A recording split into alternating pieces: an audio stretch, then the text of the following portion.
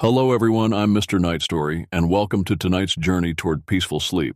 If you're enjoying this content, I would be so grateful if you could take a moment to like this video. I'd also love to hear from you.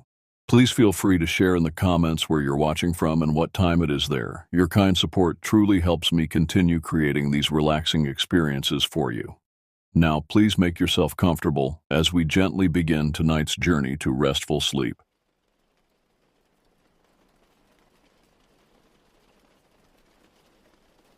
I currently live and work in Texas, but I'm originally from a small town in Middle Georgia where this story takes place. The events I'm about to share occurred during the summer of 2019 when I was 15 years old. Even now, with the passage of time, I find myself hesitant to share too many specific details about the location.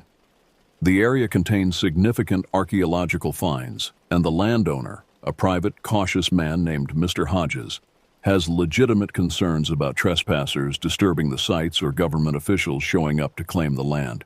My family's home sat a good distance outside the city limits, surrounded by nothing but dirt roads and dense pine forests, extending as far as the eye could see.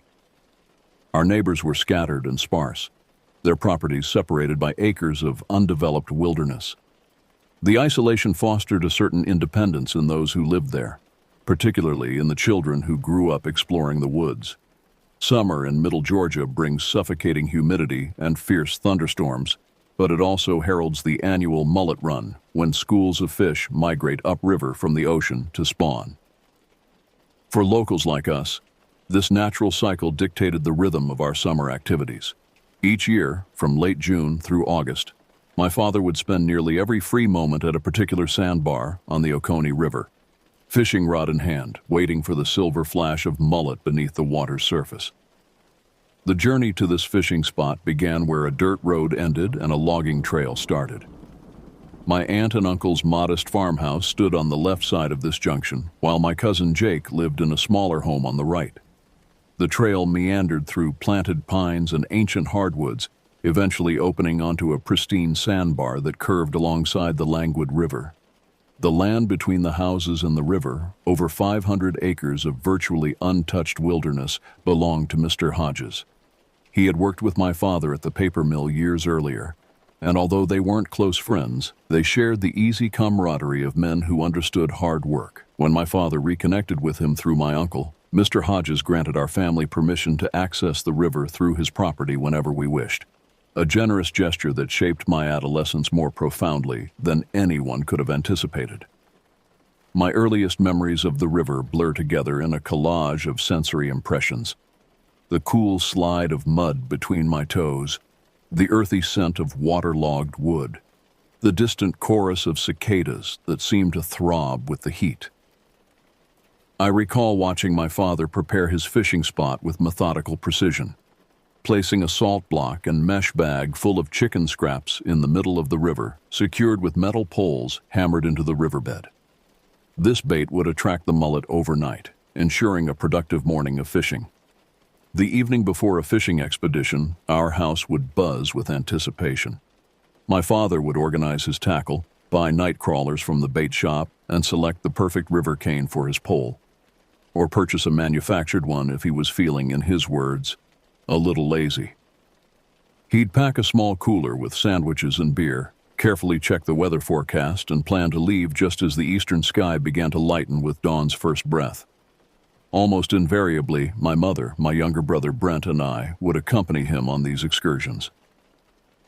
We became intimately familiar with the network of trails that crisscrossed Mr. Hodges' property.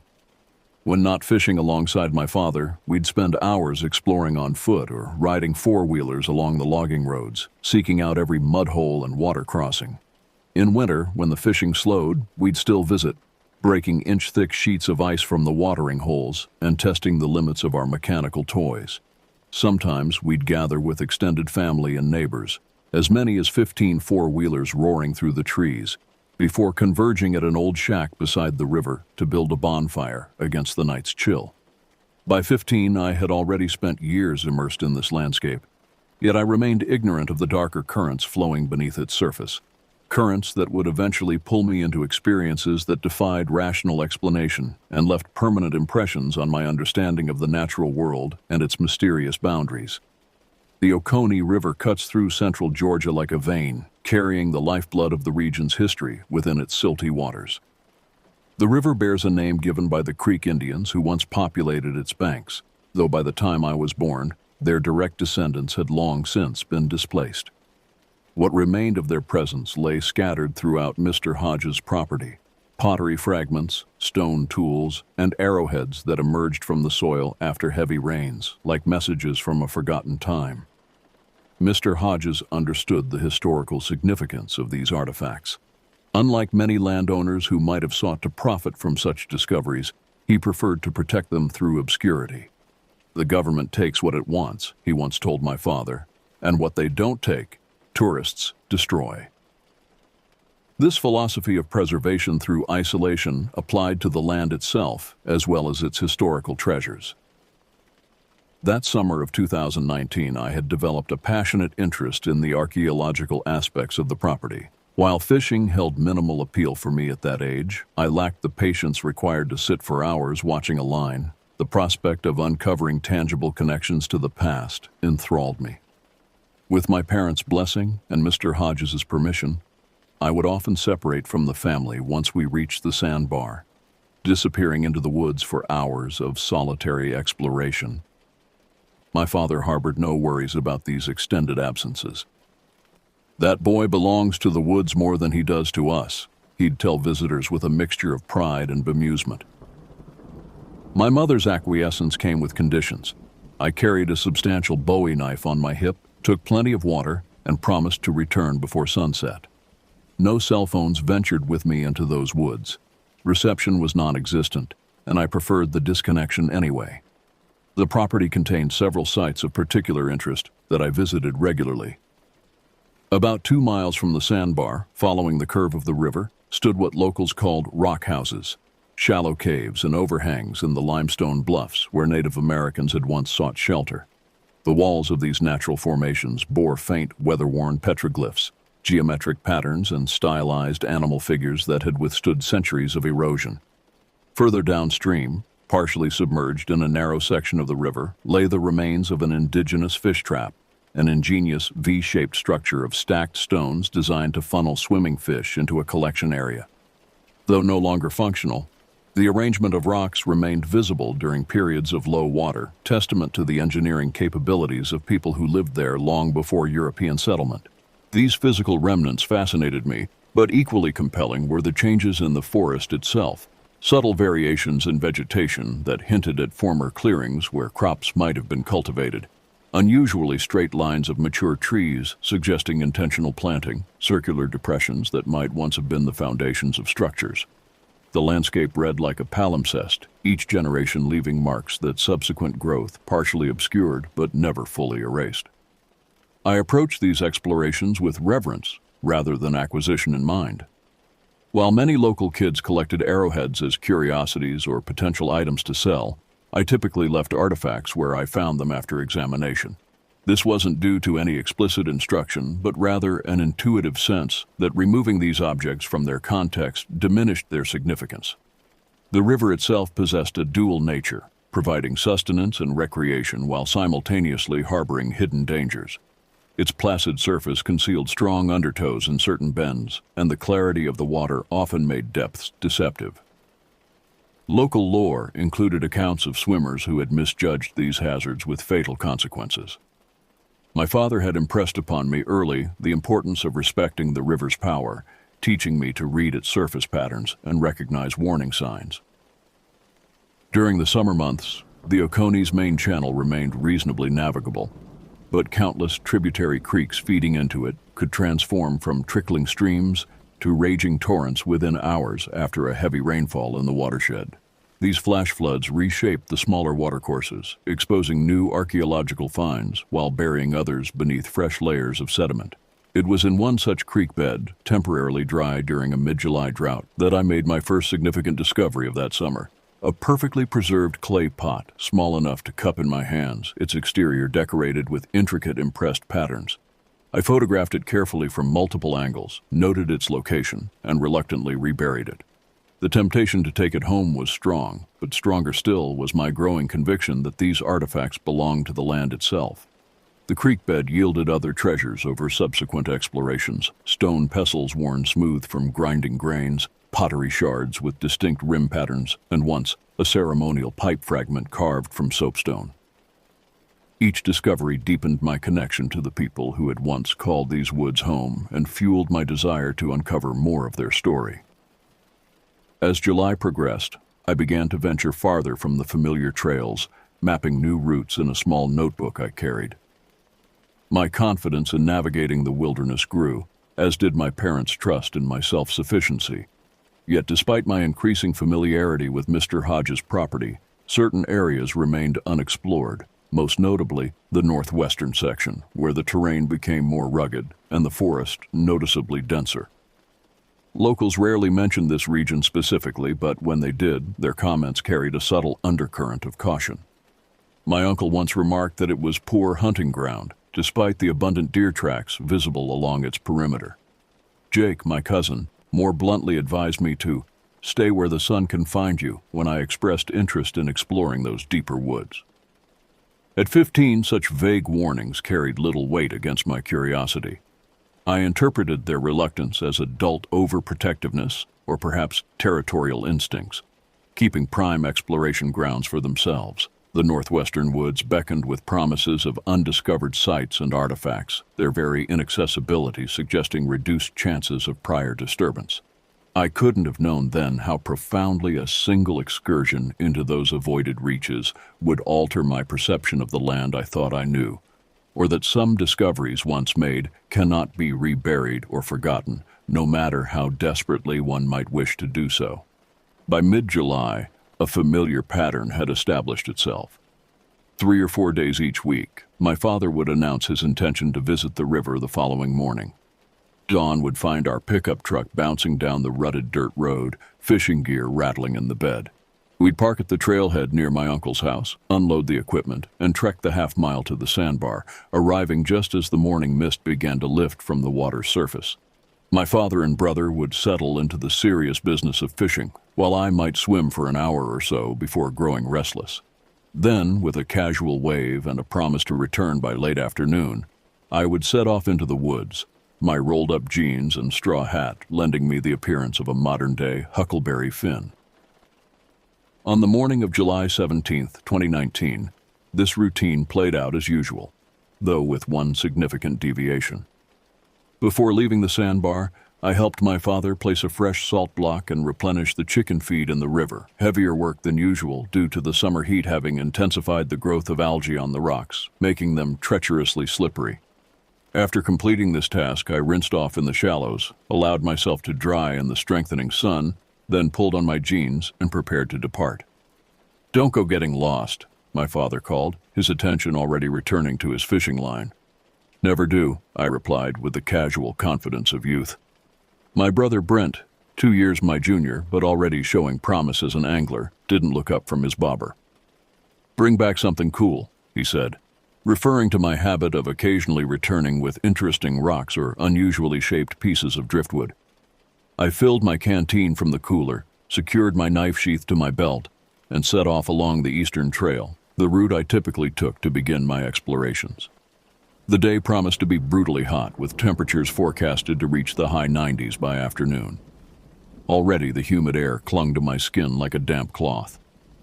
The woods offered some relief from the direct sunlight, though the stillness beneath the canopy trapped the humidity. Cicadas pulsed their metallic chorus from the treetops, punctuated by the occasional cry of a hawk or the rapid drumming of a woodpecker. I moved with the casual confidence of familiarity, barely needing to watch my footing on a path I had traversed dozens of times. About a mile from the sandbar, I veered from my usual route, taking a less traveled fork that curved northward. This path eventually connected with the dry creek bed where I had previously found the small clay pot, a location I intended to investigate more thoroughly. The going became more difficult as the established trail gave way to animal tracks and game paths, requiring me to push through undergrowth and occasionally climb over fallen trees. As I progressed, I noticed something unusual. Small pebbles occasionally landing near my feet or striking nearby tree trunks with a sharp tap. At first, I dismissed these as natural occurrences, perhaps acorns dropping from oak branches or pine cones loosened by squirrels. But the frequency increased as I continued northward, and their trajectories seemed too deliberate for random falls. One struck my shoulder with enough force to sting, causing me to stop and scan the surrounding forest with greater attention.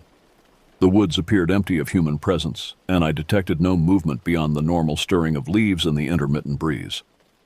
After a moment's consideration, I continued walking, attributing the phenomenon to some quirk of the landscape or wildlife I didn't yet understand. For nearly 2 hours, I hiked through increasingly unfamiliar terrain, guided partly by the position of the sun and partly by the gentle downward slope that would eventually lead to water. The pebble impacts continued sporadically, never painful, but persistent enough to maintain a low-level awareness of being somehow observed. I reached the now familiar dry creek bed around mid-morning. The drought had worsened since my last visit, exposing more of the stream bed and revealing new potential sites for exploration. I spent an hour carefully examining the exposed soil, finding several pottery fragments, but nothing as significant as the intact vessel I discovered earlier. After documenting my findings in my notebook, I decided to follow the creek bed farther upstream than I had previously ventured. This direction would take me northwest, toward the region my relatives had subtly cautioned me to avoid. The rational part of my brain dismissed their warnings as superstition or excessive caution, but some deeper instinct caused me to move with greater alertness, paying closer attention to my surroundings. The creek bed narrowed as it ascended, its banks growing steeper and more densely vegetated.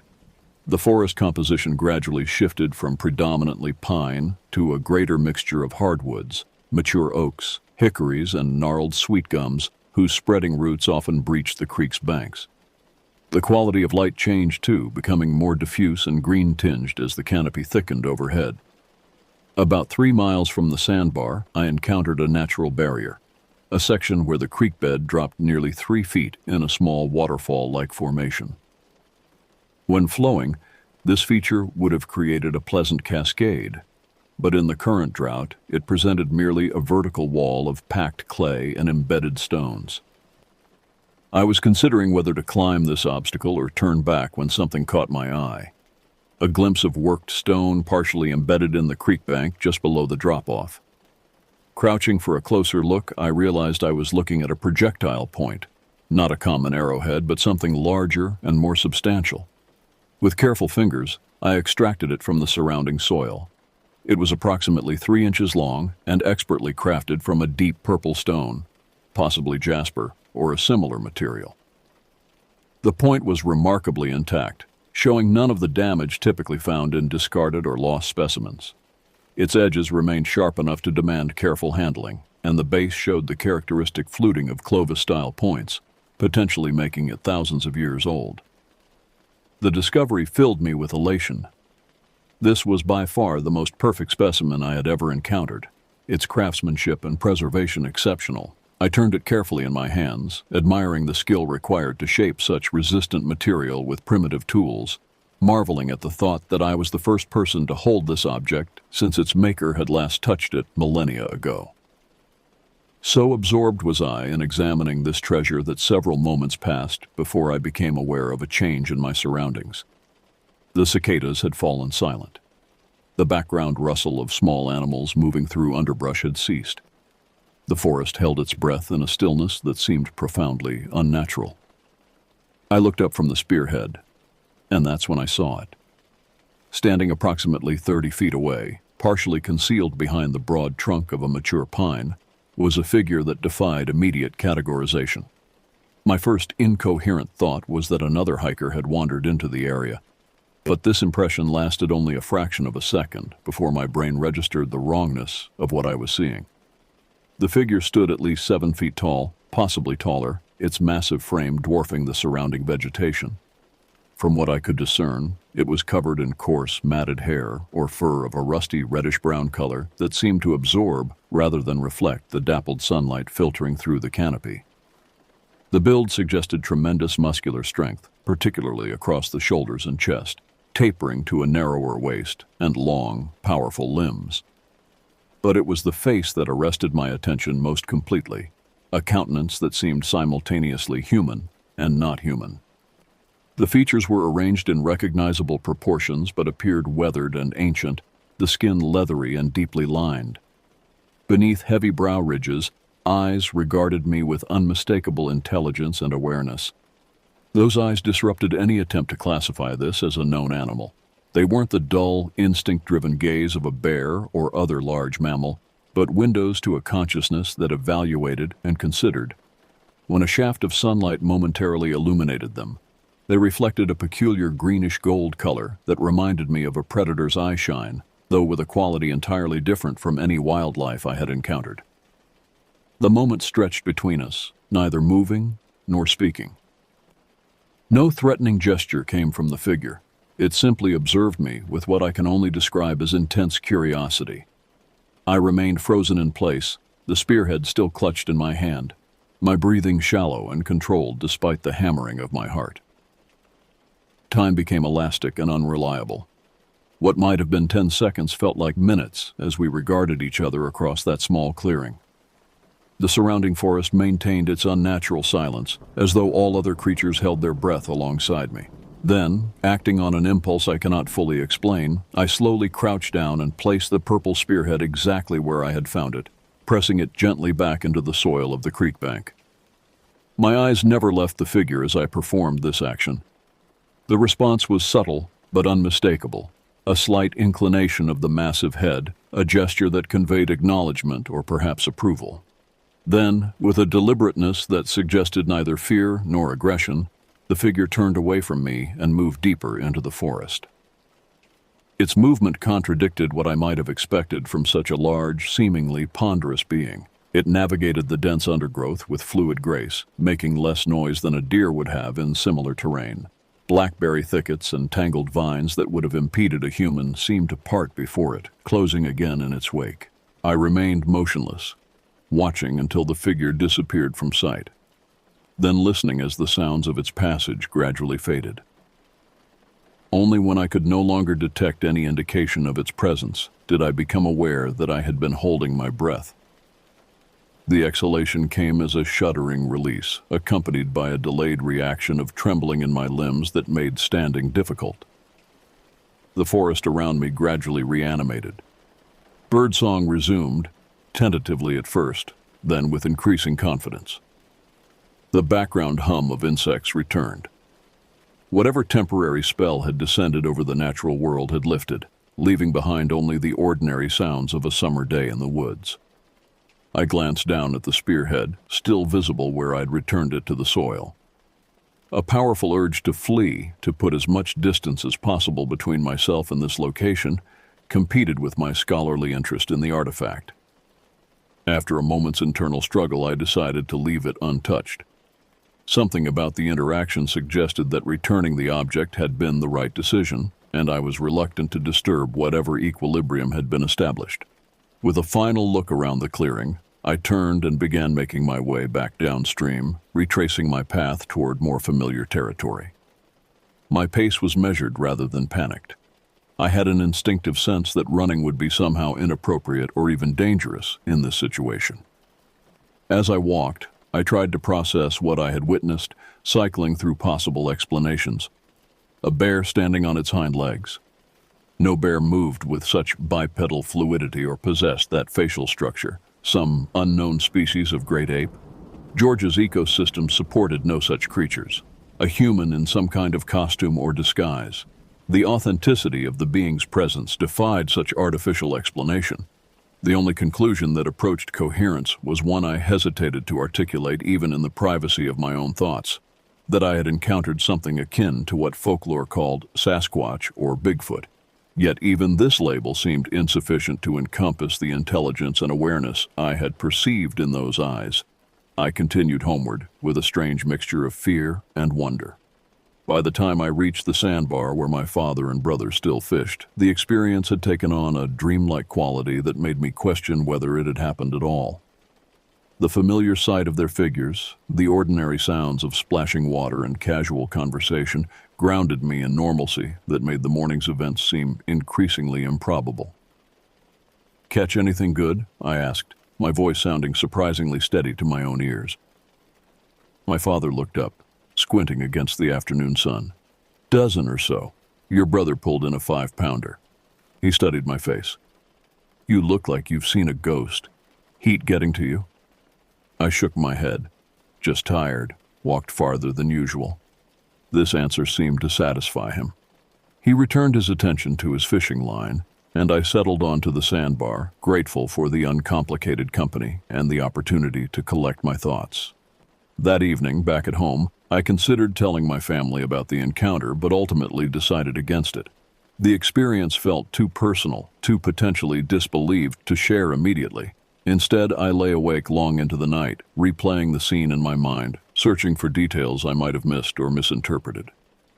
One aspect continued to puzzle me: the pebbles that had struck near me throughout my hike. In retrospect, their trajectory and timing suggested deliberate tosses rather than natural falls. Had the being been following me, perhaps even attempting to communicate in some primitive fashion? The thought should have been terrifying, yet somehow it wasn't. Whatever I had encountered had displayed no aggression, only watchful interest. Eventually, exhaustion overcame my racing thoughts, and I fell into a dreamless sleep. But the experience had fundamentally altered something in my perception of the world, reshaping the boundaries between what I understood to be possible and impossible, known and unknown. The woods I had explored since childhood suddenly contained depths I had never suspected, and I knew with absolute certainty that I would return to seek further understanding. The week following my encounter passed in a fog of distraction. I went through the motions of daily life, helping with chores, watching television with my family, even accompanying my father on another fishing trip, but my thoughts continuously circled back to what I had seen in the northwestern woods. The image of that towering figure remained vivid in my memory, refusing to fade or distort as dreams typically do. I found myself researching cryptozoology and Bigfoot sightings on our home computer, reading accounts from across the country with new interest. Many seemed exaggerated or implausible, but certain details resonated with my experience. The intelligence in the eyes, the fluid movement through difficult terrain, the sense of being observed rather than threatened. None of the photographs or sketches I found accurately captured what I had seen, though. They depicted something more bestial and less aware than the being in the woods. My mother noticed my preoccupation. "Summer boredom setting in?" she asked one evening as I pushed food around my plate at dinner. "Just thinking about a book I'm reading," I lied, uncomfortable with deception, but more uncomfortable with attempting to explain what actually occupied my thoughts. By the following Tuesday, I had resolved to return to the northwestern section of the property. My father had no plans to fish that day, but at breakfast, I announced my intention to hike to the river regardless. "Taking your fishing pole?" he asked, eyebrows raised. "No, sir, just exploring." He nodded, familiar with my independent tendencies. "Be back before dark. Storms in the forecast for tonight." I packed more thoroughly than usual. Extra water, protein bars, a small first aid kit, a compass, and a disposable camera I had purchased specifically for this expedition.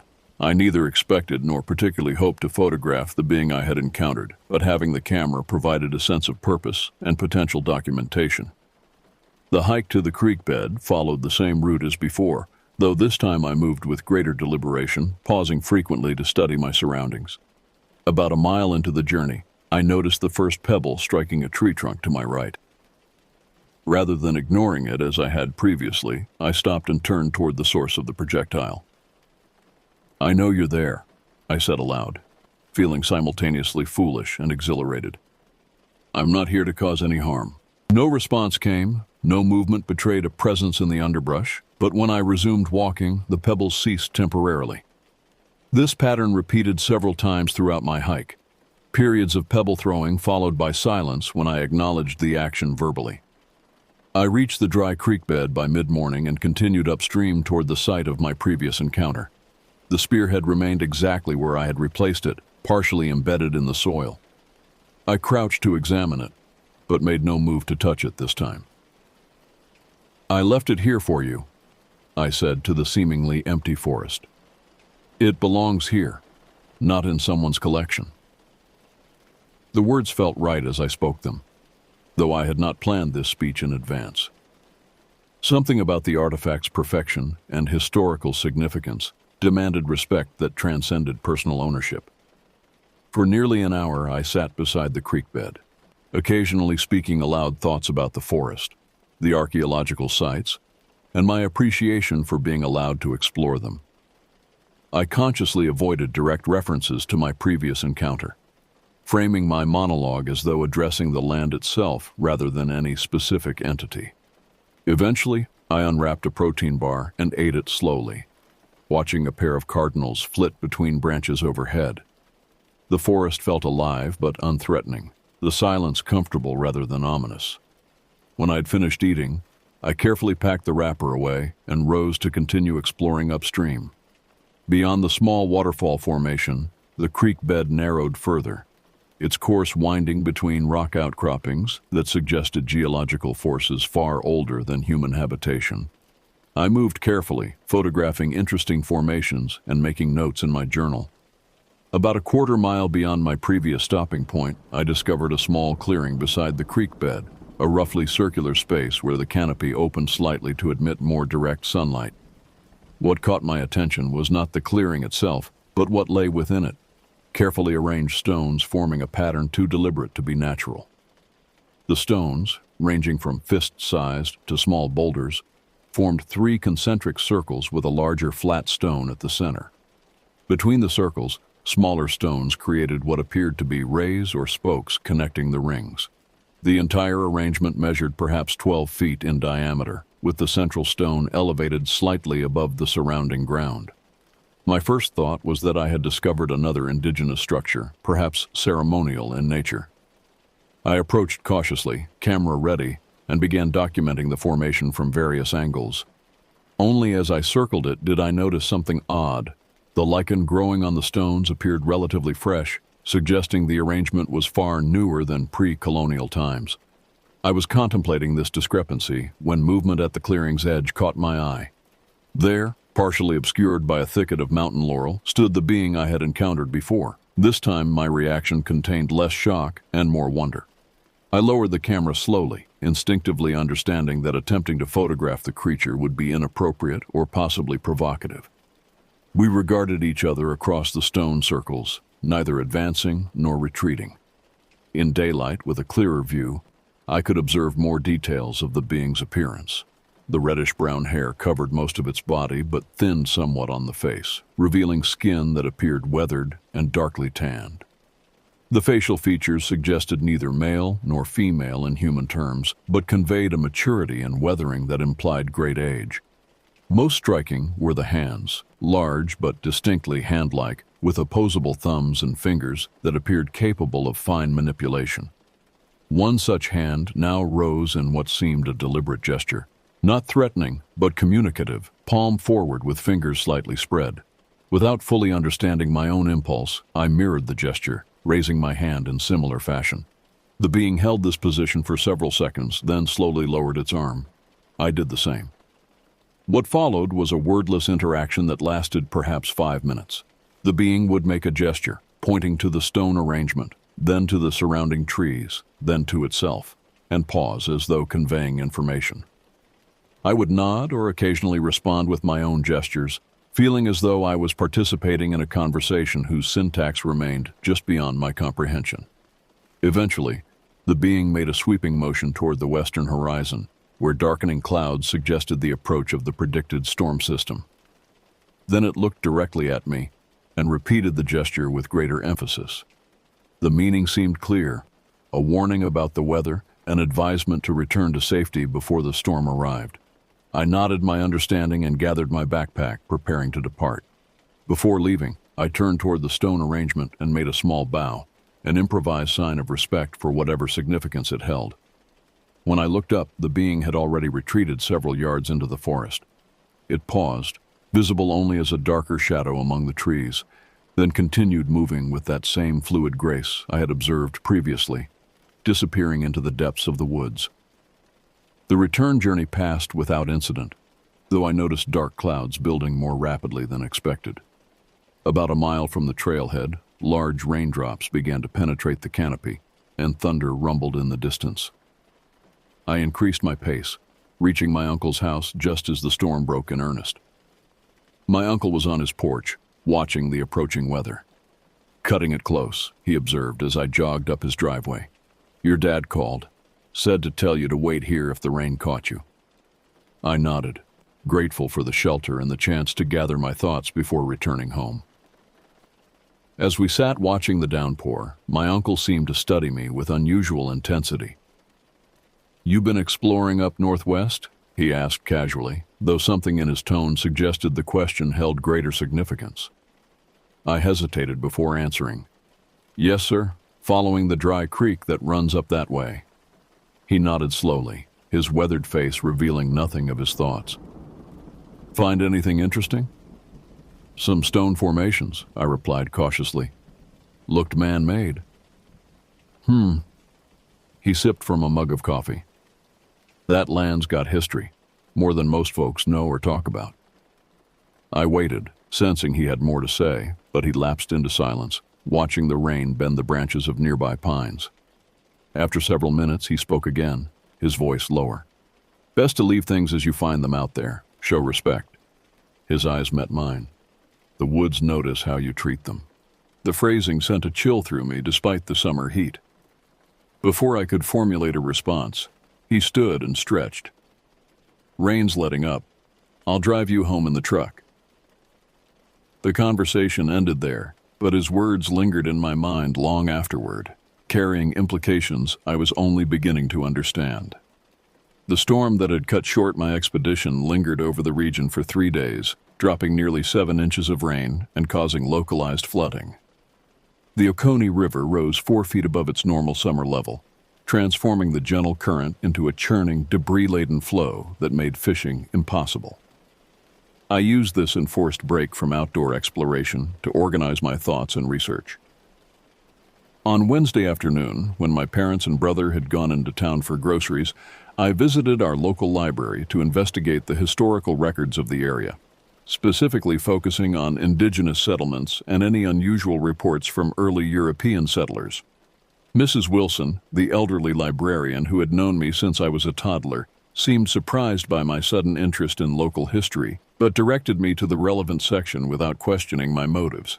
The collection was modest, but included several locally published volumes documenting the region's development.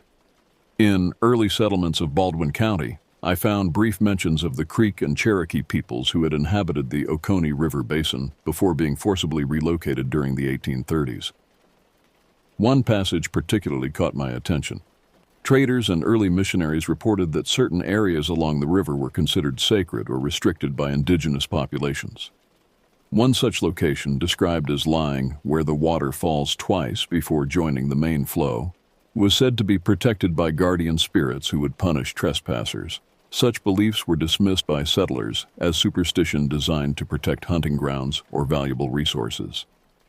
The description, "where the water falls twice," could potentially match the section of creek I had been exploring, which contained 2 small waterfall formations before joining the river. I continued reading with increased interest.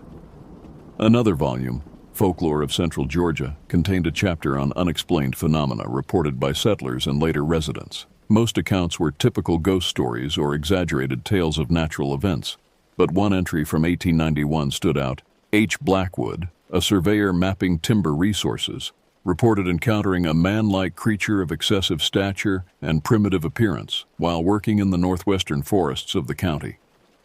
Blackwood described the being as covered in reddish hair and possessing eyes that bespoke intelligence rather than animal nature. When colleagues investigated the location, they found only unusual footprints and broken branches at a height impossibly tall for a man to reach. The account continued, noting that Blackwood became reluctant to discuss the incident after facing ridicule, eventually attributing his experience to exhaustion and possible sunstroke.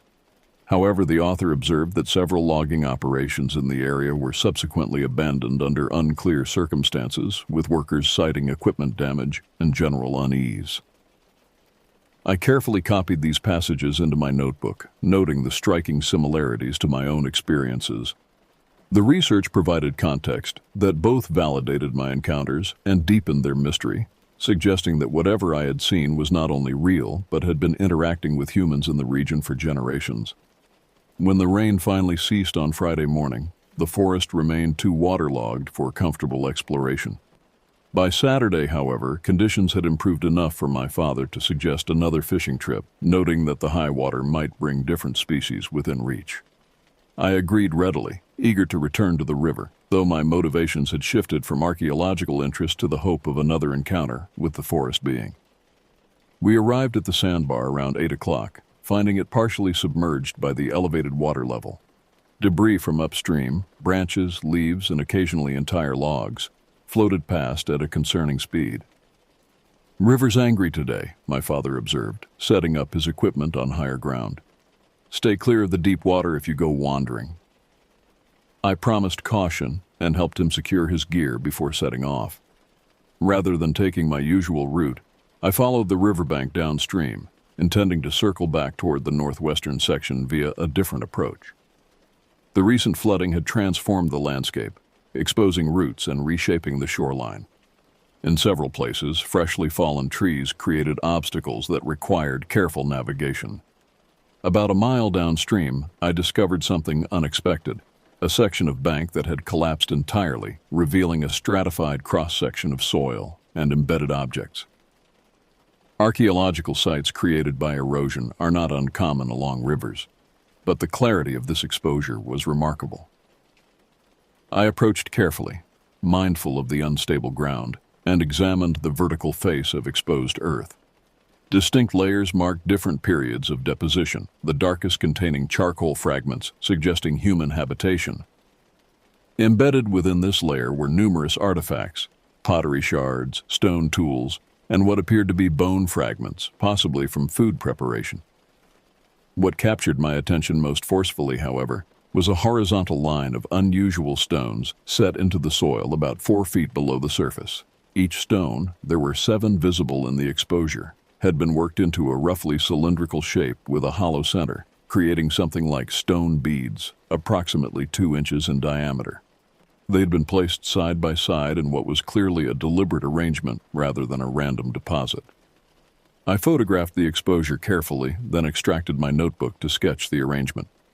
As I worked, I became aware of a familiar sensation, the subtle impact of small pebbles landing nearby. Looking up, I scanned the surrounding forest but saw nothing unusual amid the dripping foliage. "I see you," I said quietly. "Or at least, I know you're there." No response came, but the pebble throwing ceased. I returned to my documentation, working methodically to record the site before continuing my journey. When I had finished, I gathered my belongings and stood, addressing the invisible watcher once more. "Thank you for showing me these things. I won't disturb them." As I moved away from the riverbank and deeper into the forest, the sense of being observed intensified. Unlike my previous experiences, this awareness carried no threat or unease. Rather, it felt like being accompanied by a silent companion who remained just out of sight. Occasionally, I would catch glimpses of movement in my peripheral vision or hear the subtle sounds of passage through underbrush, always at a distance that maintained separation without abandonment. My path gradually curved northward, following game trails that showed recent use. After approximately 2 hours of hiking, I recognized landmarks that indicated I was approaching the creek bed I had previously explored, though from a different direction than before. The forest in this area showed signs of the recent flooding, silt deposits on lower tree trunks, debris caught in branches several feet above the ground, and deeply carved channels where runoff had sought the lowest path. When I reached the creek itself, I found it transformed from a dry bed to a vigorous stream, flowing with silty brown water. The small waterfall formations had become active cascades, their sound filling the otherwise quiet forest. I followed the now flowing creek upstream, moving more carefully on the slippery banks. Upon reaching the clearing with the stone circles, I discovered significant changes. The flooding had partially rearranged the outermost circle, displacing several stones and covering others with silt. What surprised me, however, was that the inner circles remained perfectly intact, suggesting someone had reassembled or protected them after the waters receded. More striking still was a new addition at the center. Atop the flat central stone now sat a carefully balanced tower of smaller stones, a cairn of the type sometimes used as trail markers, though this one appeared more deliberately artistic in its construction. The stones decreased in size as the tower rose, with the topmost being no larger than a marble. As I stood contemplating this change, a distinctive sound reached me from across the clearing, a series of clicks or knocks that seemed to arise from solid objects being struck together. The pattern contained evident structure: 3 quick knocks, a pause, 2 knocks, a longer pause, then 3 knocks again. Without conscious thought, I found myself responding, picking up a fallen branch and striking it against a nearby tree in the same pattern. 3-2-3. The forest fell silent for several heartbeats after my response. Then, from a different direction, the pattern repeated, slightly varied. 3-2-2. I mimicked this change in my response. What followed was the strangest conversation of my life, a wordless exchange of percussive signals that continued for nearly 10 minutes. The patterns grew more complex, sometimes incorporating different tones or volumes, and I struggled to replicate them accurately. Yet there seemed to be a patience in the exchange, a willingness to repeat sequences when my reproduction failed to match the original. Eventually, a final pattern sounded, a complex rhythm that I could not hope to imitate. When I made no response, a simpler sequence followed. 3-1-3. This I managed to reproduce. Then silence descended once more, broken only by the sound of the flowing creek and distant bird calls. I waited, sensing that the exchange had concluded, at least for now. As I prepared to depart, acting on an impulse I didn't fully understand, I approached the stone arrangement and carefully added a small stone of my own to the cairn at its center. The action felt significant, an acknowledgement of participation, perhaps, or simple gratitude for the interaction. My return journey to the sandbar followed a more direct route than my approach had taken. Throughout the hike, I remained aware of being watched, though the pebble throwing did not resume. It was as though, having established a different form of communication, this method had become unnecessary. I reached my father and brother in the late afternoon, finding them packing up their gear with satisfied expressions that suggested a successful day's fishing. Neither commented on my mud-spattered appearance or the thoughtful silence I maintained during the drive home. That night, lying in bed, I replayed the knocking patterns in my mind, trying to discern meaning or structure within them. Were they a language, a test, simply an attempt to establish connection? Whatever their purpose, I felt certain the exchange represented a significant development in my relationship with the being in the woods, a shift from observation to interaction that carried both exhilaration and a subtle undercurrent of concern about where such communication might lead. The remainder of July passed in a blur of similar expeditions. Each time my family visited the river, I would separate from them to explore the northwestern woods, gradually mapping a wider territory and documenting additional sites of interest. The being, whom I had begun to think of simply as the watcher, maintained a consistent presence during these explorations, though direct sightings remained rare. Our communication evolved into a peculiar rhythm. The pebble tossing continued as a form of initial contact or attention-getting, while the knocking patterns emerged in specific locations, particularly near the stone circles or other apparently significant sites.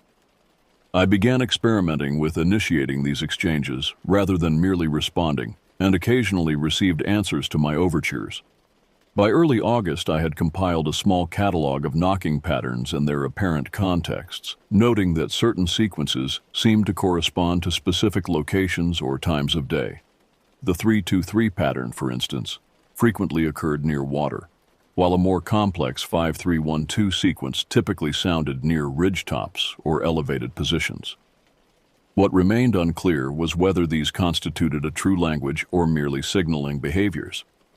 The distinction seemed important, One suggested a level of cognitive complexity approaching or exceeding human capacity, while the other, though still remarkable, might represent a more instinctive form of territorial marking or warning system. On August 7th, having exhausted my father's patience for fishing excursions, I convinced my cousin Jake to drive me to the trailhead, claiming I wanted to photograph wildlife along the river. He agreed reluctantly, extracting a promise that I would remain within shouting distance of the sandbar. This promise I promptly broke once his truck disappeared down the dirt road. Instead of heading toward the river, I struck out directly northwest, following what had become a familiar route to the stone circle clearing. My pack contained not only my usual supplies, but also a small audio recorder I had purchased specifically to document the knocking patterns. The day was slightly cooler than previous weeks, with high clouds tempering the August sun and a gentle breeze stirring the forest canopy. I moved with the confidence of familiarity, recognizing landmarks and anticipating changes in terrain. The creek had receded to a more typical summer flow, allowing easier passage along its banks. Upon reaching the stone circle clearing, I found it unoccupied but showing signs of recent activity. The central cairn had been reconstructed since my last visit, now incorporating small objects between some of the stones: a blue jay feather, a fragment of quartz crystal, and what appeared to be a small piece of worked flint. I set up the recorder on a flat rock at the clearing's edge, activating it before announcing my presence with a now familiar knocking pattern: 323. No immediate response came, so I settled cross-legged near the center of the circle and waited, occasionally repeating the signal at intervals of approximately 5 minutes. After nearly an hour of silence, I began to wonder if my unseen companion was absent or perhaps deliberately avoiding this encounter.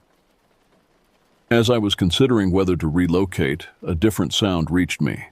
Not the expected knocks, but a low, modulated vocalization from somewhere in the surrounding forest. The sound defied easy description. It contained elements reminiscent of whale song, sustained tones that rose and fell in pitch, combined with guttural resonances unlike any human voice I had heard. The vocalization lasted perhaps 15 seconds before fading into silence. I sat motionless, heart racing, aware that this represented a significant escalation in our communication. After several minutes of silence, I responded the only way I could imagine, with a simple, hummed melody, the first few notes of a folk song my grandmother had taught me years earlier. The forest absorbed my offering without immediate response. Then, just as I began to think no answer would come, the vocalization returned, this time clearly attempting to mimic the pattern of notes I had produced, though in a register far deeper than any human could generate, and with tonal qualities that remained distinctly non-human.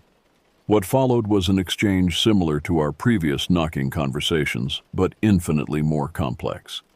I would produce simple melodies, and the unseen being would reproduce them with varying degrees of accuracy, sometimes adding elements that seemed to represent interpretations or extensions of the original pattern. This sonic dialogue continued for perhaps 20 minutes, during which I remained acutely aware of the recorder capturing every moment. Despite my excitement, I maintained a calm exterior, moving slowly when necessary and avoiding sudden gestures that might appear threatening. Eventually, a rustling in the underbrush announced a more direct approach. From the eastern edge of the clearing, partially concealed by the low branches of a hemlock, emerged the now familiar figure of the Watcher. In full daylight, standing at the clearing's edge without the concealment of distance or shadow, the being's appearance was both more and less human than in previous encounters. The proportions of limbs to torso followed a recognizably humanoid pattern, but scaled to dimensions that exceeded normal human range. The hands, now clearly visible as they parted branches, possessed distinct fingers and opposable thumbs, though the digits appeared longer and more powerful than human equivalents. The face, partially visible beneath a heavy brow ridge, contained features arranged in familiar positions: eyes, nose, mouth, but with proportions that suggested evolutionary divergence rather than deformity. The eyes, set deeper than human norm, reflected intelligence and what I can only describe as a profound age that transcended individual lifespan. For several minutes, the being remained at the clearing's edge, alternating its gaze between me and the recorder still running on the nearby rock. Then, with deliberate movements, it approached the stone circles, moving to the opposite side from my position, but remaining within the outermost ring. At this distance, perhaps 15 feet, communication felt almost tangible. The being produced another vocalization, shorter than before, but more complex in its modulation. When it finished, one long arm extended toward me, palm up, in what appeared to be an inviting gesture. I hesitated, unsure of the appropriate response. Then, moving slowly, I extended my own arm, mirroring the gesture but not approaching closer. This appeared to satisfy whatever exchange was being offered, as the being lowered its arm and produced a series of softer vocalizations that suggested approval or acknowledgement. What happened next remains difficult to explain without sounding fanciful. The being crouched beside the central cairn and, with surprising dexterity, rearranged several of the stones. Then, it selected a new stone from the ground nearby, a flat, oval river rock, and placed it at the top of the structure. With one finger, it traced a pattern on the stone's surface, a series of intersecting lines that resembled crude writing or perhaps a map. When it had finished, it looked directly at me and then at the recorder before making a sharp, clearly negative vocalization. The meaning seemed unmistakable. This exchange was not to be recorded. I nodded my understanding and moved slowly to retrieve the device, switching it off with a demonstrative gesture. This appeared to satisfy the being, who returned to manipulating the stones in the central cairn. For the next hour, we engaged in a form of communication that transcended conventional understanding. Through gestures, arrangements of objects, vocalizations, and occasional direct mimicry, information was exchanged. Though the content remained frustratingly opaque in many instances, what became increasingly clear, however, was that this being possessed knowledge of the land that extended far beyond simple territorial awareness. At one point, it created a rough map in the dirt, indicating with remarkable accuracy the course of the river, the location of major trails, and what appeared to be underground features not visible on the surface. When it indicated a particular location on this map, a point perhaps 2 miles northeast of our current position, and made an emphatic gesture of digging followed by a warning vocalization, I interpreted this as identifying a dangerous or significant subsurface feature.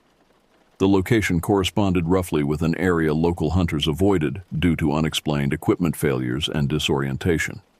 As the afternoon progressed, our interaction developed a rhythm of exchange that felt almost conversational, despite the absence of shared language.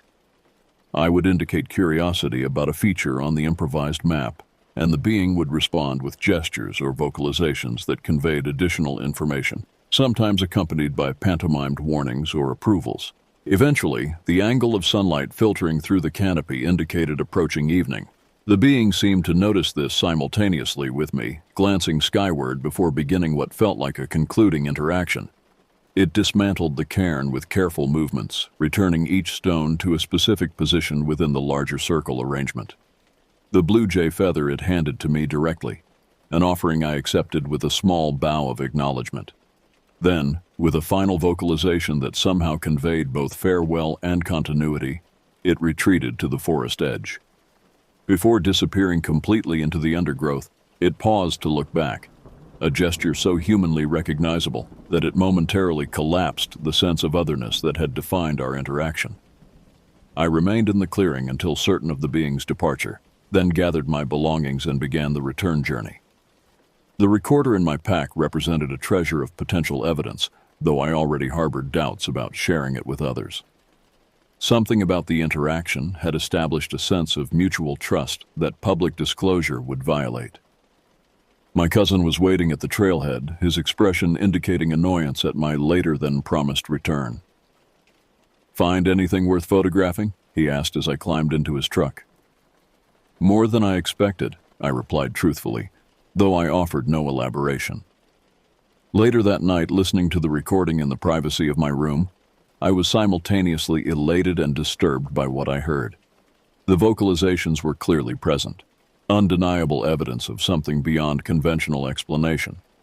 Yet they seemed somehow diminished when removed from the context of direct experience, reduced to curious audio phenomena that skeptics could easily attribute to known animals or technical anomalies. More importantly, I felt increasingly uncomfortable with the idea of sharing this evidence. The being had clearly indicated opposition to being recorded, and though it couldn't have understood the technology's full implications, the preference for privacy had been unmistakable. After several days of internal debate, I made a decision that might seem irrational to outside observers, but felt ethically necessary. I erased the recording, choosing to preserve the encounter in memory and personal notes rather than as potential scientific evidence. Some relationships, I had come to believe, transcended the human impulse to catalog and classify. As August waned and the prospect of returning to school loomed, I intensified my explorations, aware that each might be the last of the season. My parents, noticing my increasing preoccupation with the woods, expressed mild concern about my extended absences, but stopped short of imposing restrictions. "Just make sure you're ready for school," my mother cautioned, as I packed for yet another solo expedition. "Your sophomore year matters for college applications." I promised to maintain my academic focus once the school year began, a commitment I fully intended to honor. But these final weeks of summer freedom felt precious beyond measure, offering opportunities for understanding that I sensed might not come again with the same clarity. On August 20th, during what I expected might be my final extended exploration before school resumed, I returned to the area the watcher had indicated on its improvised map, the location accompanied by digging gestures and warning vocalizations. My curiosity about this site had intensified rather than diminished in the intervening weeks. The area lay in a shallow depression approximately 2 miles northeast of the Stone Circle clearing. Unlike much of the surrounding forest, this section contained almost exclusively deciduous trees, mature oaks and hickories whose broad canopies created a cathedral-like atmosphere beneath. The ground showed subtle irregularities that might have been dismissed as natural variations, but, to my now experienced eye, suggested ancient human manipulation, perhaps the remains of structures or ceremonial earthworks long reclaimed by nature. I spent several hours conducting a systematic survey of the depression, noting soil coloration changes and vegetation patterns that might indicate subsurface features. Near the center of the area, I discovered what appeared to be a collapsed sinkhole, a roughly circular depression approximately 8 feet in diameter where the ground had subsided. Approaching this feature cautiously, I detected a subtle current of cooler air emerging from small fissures around its perimeter, suggesting connection to underground spaces. When I placed my ear near one such opening, I could hear the faint sound of water movement far below. The watcher's warning gesture now made more sense.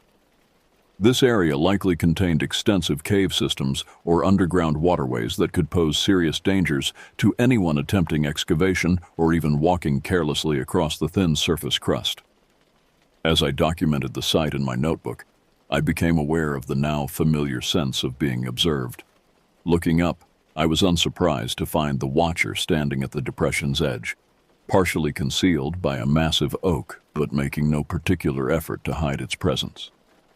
We acknowledged each other with what had become our customary gestures, a raised hand, palm forward, briefly extended before being lowered. The being then approached, moving with its characteristic fluid grace despite the uneven terrain. Upon reaching the collapsed sinkhole, it knelt and placed one large hand flat against the ground, remaining motionless for several seconds as though feeling for vibrations or other sensory information. Then it looked at me and made a sweeping gesture that encompassed the entire depression before pointing downward and producing a low, warning vocalization. I nodded my understanding. "There's something dangerous under here. A cave system, maybe?" The being couldn't understand my words, of course, but seemed to grasp my comprehension of the warning. It rose and made a more specific gesture, pointing to the ground, then to its eyes, then making a circular motion with one finger before pointing to its head. The sequence concluded with a negative gesture, a sharp sideways movement of the hand that clearly indicated prohibition or danger.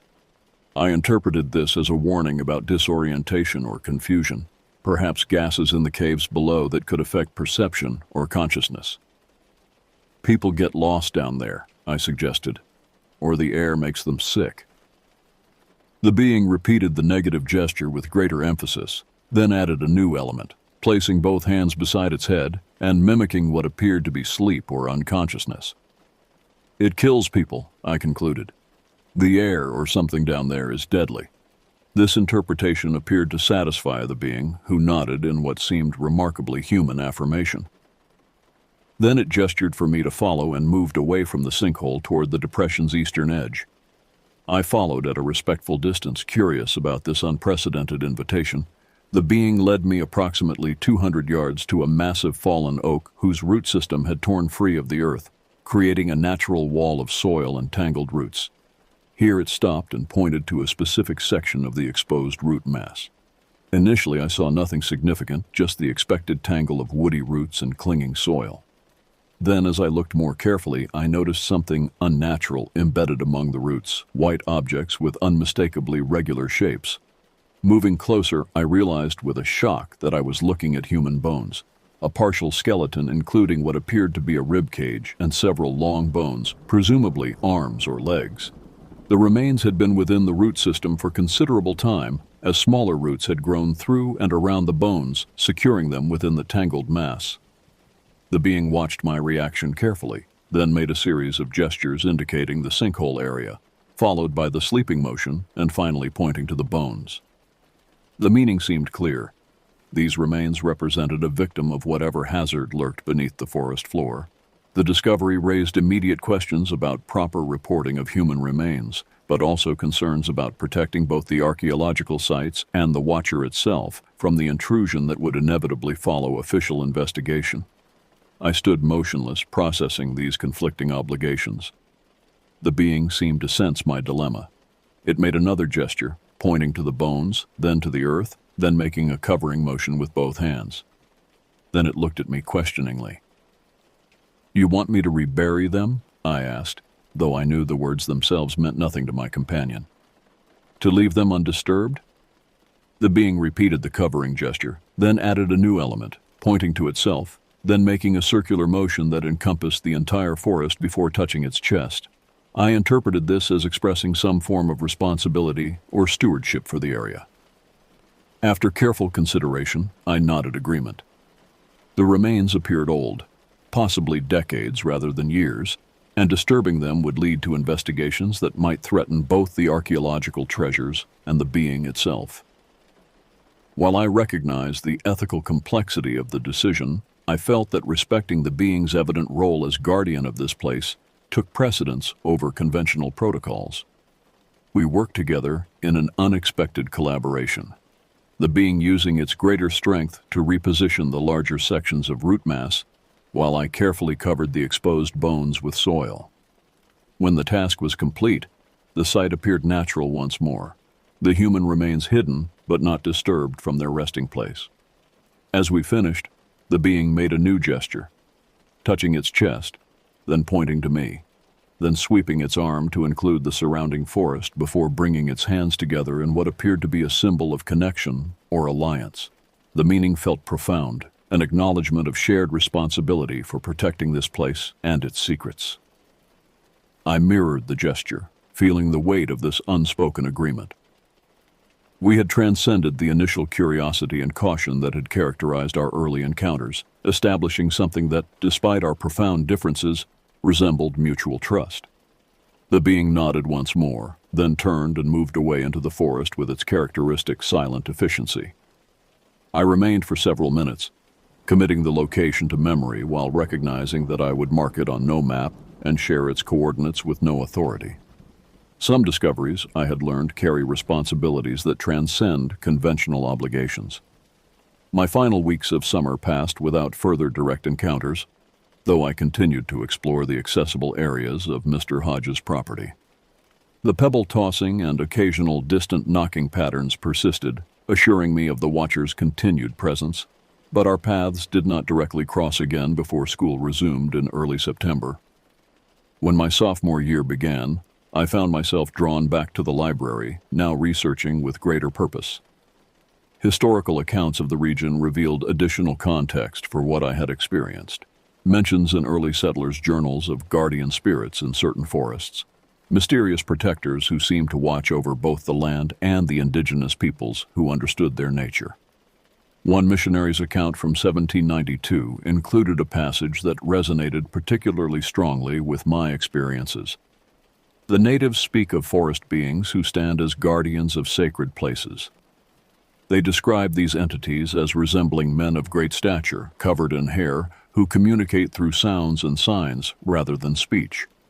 When questioned about worshiping such creatures, the elders explained that these were not gods, but rather ancient stewards of the land who had watched over it since before human memory. They leave offerings at certain stone arrangements to maintain peaceful relations with these guardians, and in return, receive protection and guidance regarding dangerous places within their territories. This account, largely dismissed by subsequent historians as folklore or misinterpreted observations of normal wildlife, now seemed profoundly significant. It suggested a relationship between humans and these beings that had once been acknowledged and respected, a relationship based on mutual recognition of stewardship rather than fear or worship. As autumn progressed and winter approached, my opportunities for exploration diminished. School commitments and the earlier darkness of fall days limited my visits to weekends, and even then, primarily to the more accessible areas near the sandbar. The watcher's presence became more elusive, though occasional signs, arranged stones on familiar paths, carefully placed objects that could not have arrived by natural means, indicated continued awareness of my movements. By the time spring arrived, bringing with it the possibility of renewed exploration, my perspective had fundamentally shifted.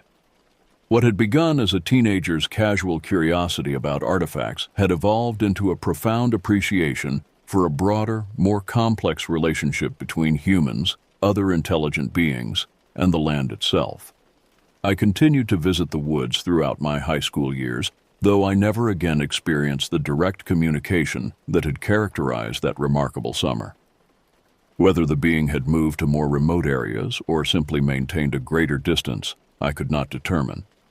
But its influence remained in my choice of anthropology as a college major, in my approach to archaeological sites as places deserving protection rather than exploitation, and in my unwavering conviction that human understanding of intelligence and consciousness remains profoundly limited.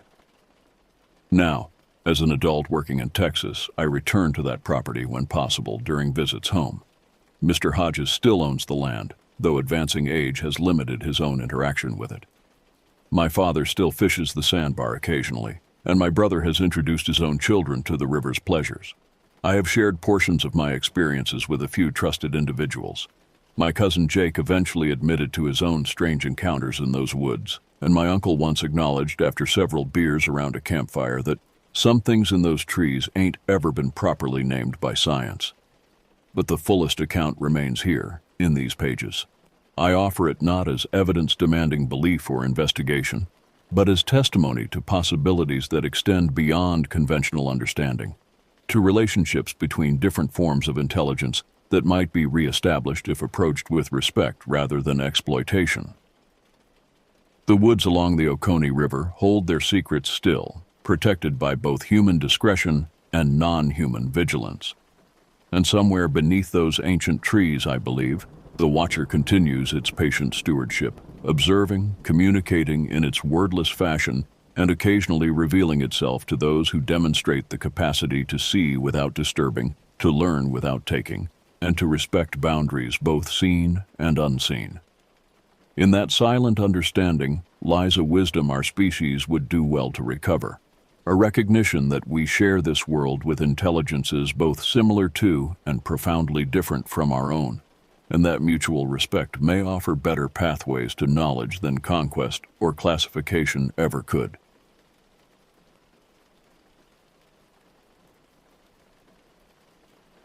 I was slumped against the fence at the end of our driveway trying to wake up enough to face another dull day of middle school when the rocks under my shoes started shifting. A faint rumble passed beneath my feet, like something colossal was stirring underground.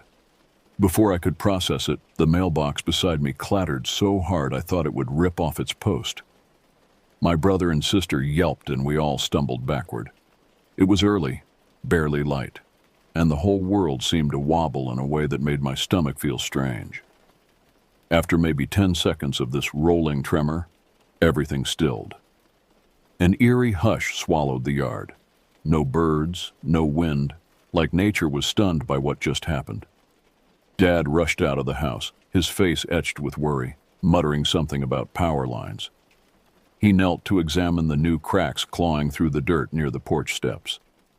Mom hovered in the doorway, eyes darting between us kids in the yard. My brother tried to crack a joke, he always does when he's nervous, but his voice shook. Not 5 minutes later, an announcement blared from Dad's old radio in the workshop. School was canceled. With the bus route probably wrecked or delayed by the quake, nobody was taking chances. I can't say I was disappointed. My sister and I exchanged glances, half relieved, half buzzing with excitement.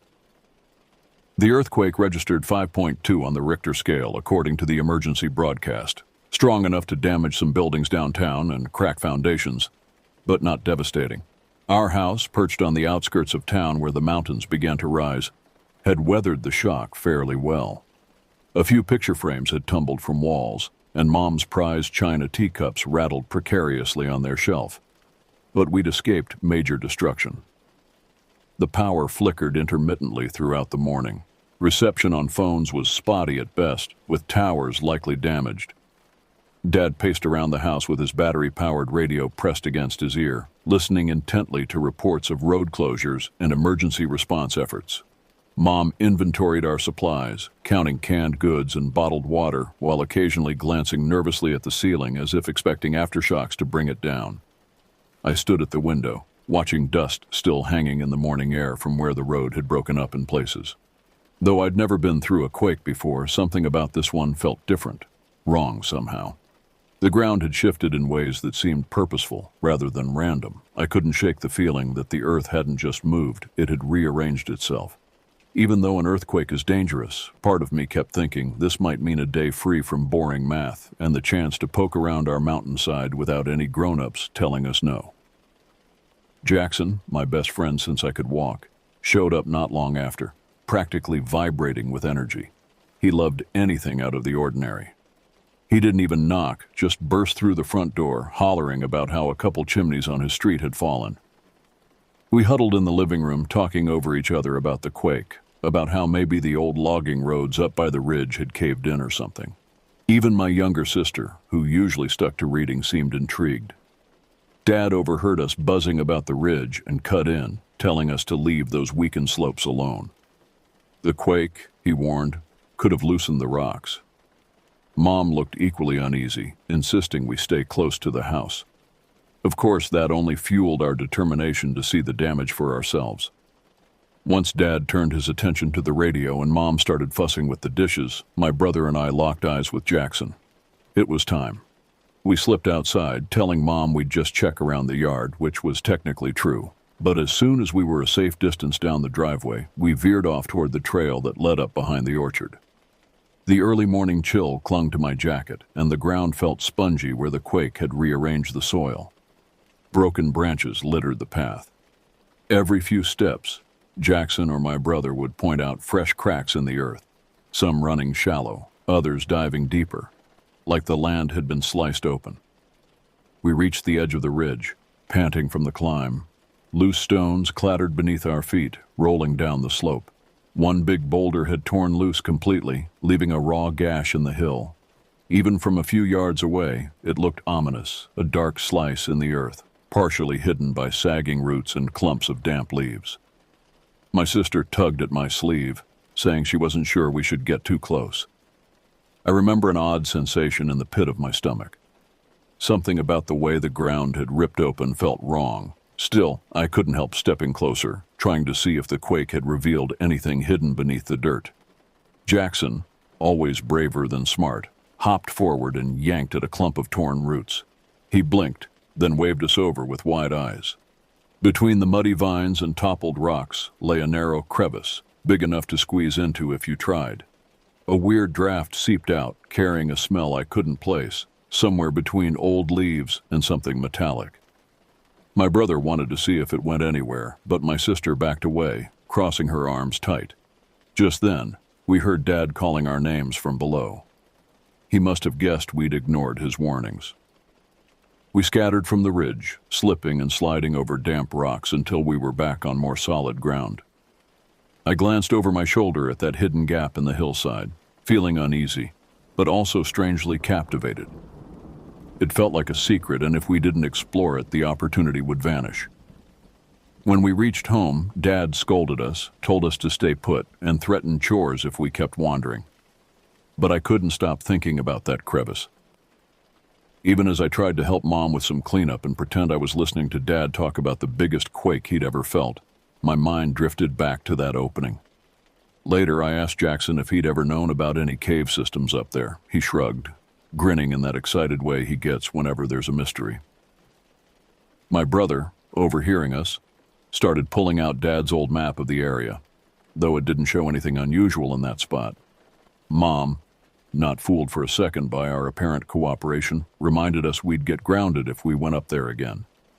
But once something piques your curiosity at that age, it's all you can think about.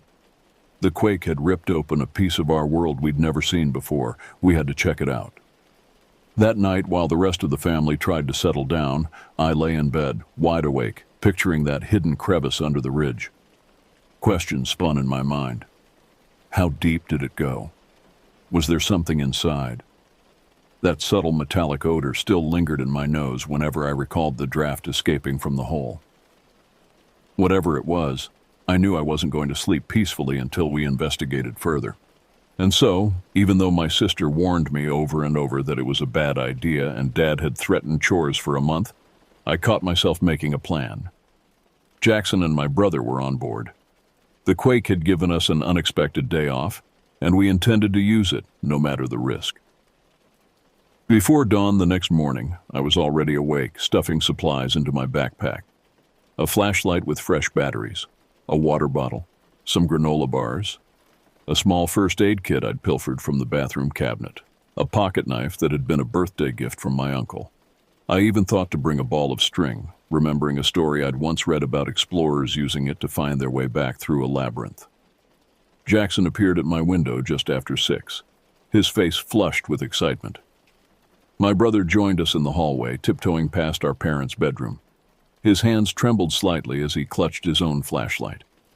I noticed he'd brought Dad's old mining helmet with the lamp attached, something our grandfather had used decades ago when he worked in the coal mines down south. It seemed excessive then, but later I'd be grateful for his foresight. We left a note saying we'd gone to check on friends in the neighborhood, knowing it would buy us a few hours at least. The morning air was crisp, and a light fog hung over the valley below, giving everything a dreamlike quality. As we climbed the ridge again, an uneasy silence fell between us. The initial thrill of adventure was gradually being replaced by something heavier, an instinctive wariness that none of us were willing to acknowledge. We crept back into that dark mouth of the earth, driven by a reckless need to understand what had been waiting for us behind the ridge. With only a single lantern and our flashlights to guide our uncertain steps, my brother, Jackson, and I eased ourselves into the narrow corridor of twisted roots and wet stone. Every step felt like crossing a forbidden threshold, the feeble light casting restless dancing shadows on walls that seemed to whisper secrets of decay. The further we went, the thicker the air grew, suffused with the rank odor of rotting vegetation and a sharp metallic tang that burned at the back of my throat. I had to force myself to breathe through my mouth, each inhalation bringing discomfort as the stagnant air filled my lungs. The temperature dropped noticeably as we descended, and I could see our breath forming small clouds in the beam of light. The passage narrowed in places, forcing us to turn sideways and squeeze through. In other spots, it widened unexpectedly into small chambers where water dripped steadily from the ceiling. Jackson traced the strange formations on the walls with his fingers, pointing out how some looked almost like claw marks, while others resembled odd geometric patterns that seemed too precise to be natural. "I don't think anyone's been down here before," he whispered, his voice unnaturally loud in the confined space. "At least not for a really long time." My brother nodded, shining his light on what appeared to be ancient tree roots that had pushed through the rock over centuries. "This place has been forming for ages," he said. "The earthquake just gave us a way in." Soon enough, our path widened into a cramped chamber where the beam of our lantern revealed a grotesque scattering of bones. I could tell some belonged to small animals, a stray dog, perhaps a raccoon, or even a deer, left in a macabre display of nature's indifference. The sight was as repulsive as it was mesmerizing. Flies buzzed relentlessly around some of the fresher remains, adding a constant, maddening drone to the silence. As we inched along, a slow drip began echoing through the confined space, each drop measured and deliberate, like the ticking of a grim clock counting down our inevitable discovery. I knelt by the wall, tracing faint, scratch-like marks that ran along the stone, and found clumps of coarse dark hair caught in the crevices. These marks suggested that something large and agitated had once or still roamed these depths. "Should we go back?" my brother asked, his voice barely audible. His face, illuminated by the ghostly glow of the helmet lamp, looked pale and drawn. Jackson shook his head, already moving deeper into the tunnel. "We've come this far," he insisted. "Don't you want to know what's down here?" I hesitated, torn between mounting dread and insatiable curiosity. The rational part of my brain screamed warnings that we were trespassing somewhere we shouldn't be, that natural caves could harbor dangerous gases or structural instabilities. But something stronger pulled me forward, a compulsion to uncover what lay hidden in the darkness ahead. At the far end of the chamber, the ground sloped sharply downward. The floor became a slick, treacherous path that led us to what appeared to be a natural ledge overlooking a yawning chasm. A sudden burst of hot, humid air surged upward from the pit, as if exhaling from some hidden lung deep in the darkness.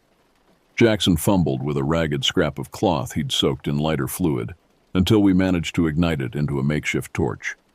Its erratic flame trembled over the edge, casting a shaky light that barely held back the consuming blackness below.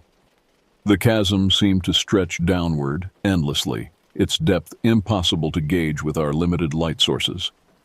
In that wavering glow, I caught sight of movement, a massive fluid shape sliding just beyond our feeble light. It moved too quickly to be clearly seen, yet its presence was unmistakable. I blinked hard, convinced my eyes were playing tricks. When I looked again, the darkness seemed to shift and ripple as if something solid was moving through it. "Did you see that?" I whispered, gripping my brother's arm. He nodded, speechless, his eyes wide with terror. Jackson had gone completely still, the torch trembling in his hand. Before we could exchange another word, a low, guttural sound rumbled up from the depths. It wasn't quite a growl, but rather a deep, resonant vibration that seemed to emanate from the walls themselves. The sound grew louder, transforming into something primal and threatening. Then came a roar, an explosion of sound that shattered any semblance of calm. The impact of that roar was more than mere noise. It pounded through my skull, making my limbs tremble uncontrollably. I sank to the uneven ground, ears straining against the overwhelming assault. Jackson fell beside me, his body folding in on itself as we both struggled to catch fleeting, scattered breaths. In the midst of the chaos, I managed a fragmented glimpse. Two glowing red points, unblinking and fierce, fixed on us from somewhere in that abyss.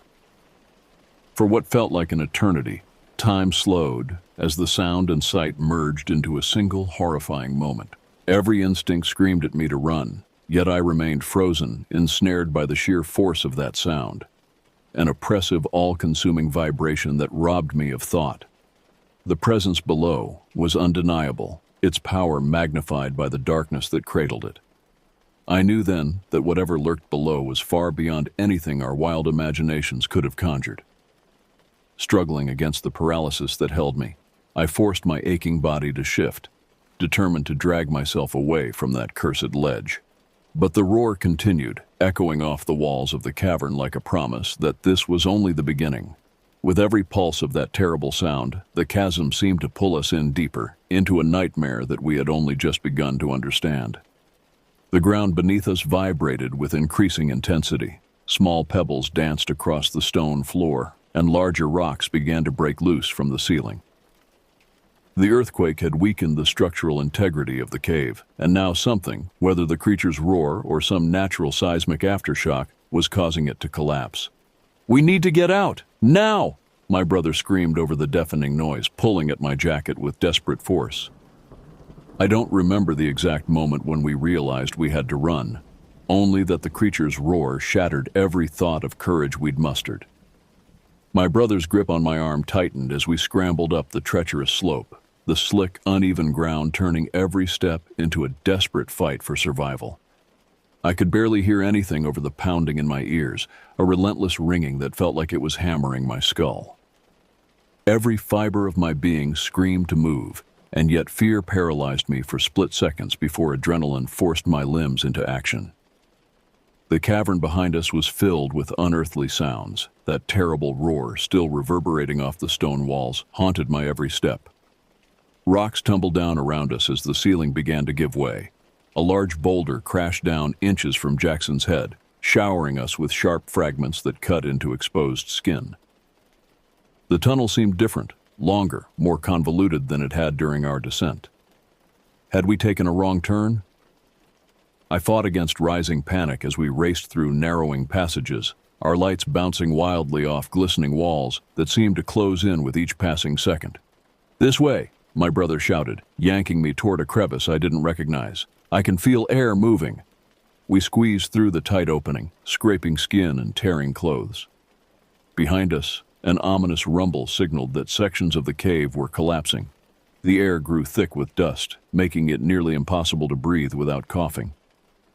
I remember the acrid smell of burnt wood from our abandoned torch, mingling with wet stone as we burst out into the weak morning light. Outside, the chill of the air hit me like a slap, a harsh reminder that the nightmare was far from over. I stumbled over jagged rocks and broken roots, my heart hammering so fiercely I thought it might burst through my ribcage. We didn't stop running until the ridge was a distant, dark memory behind us.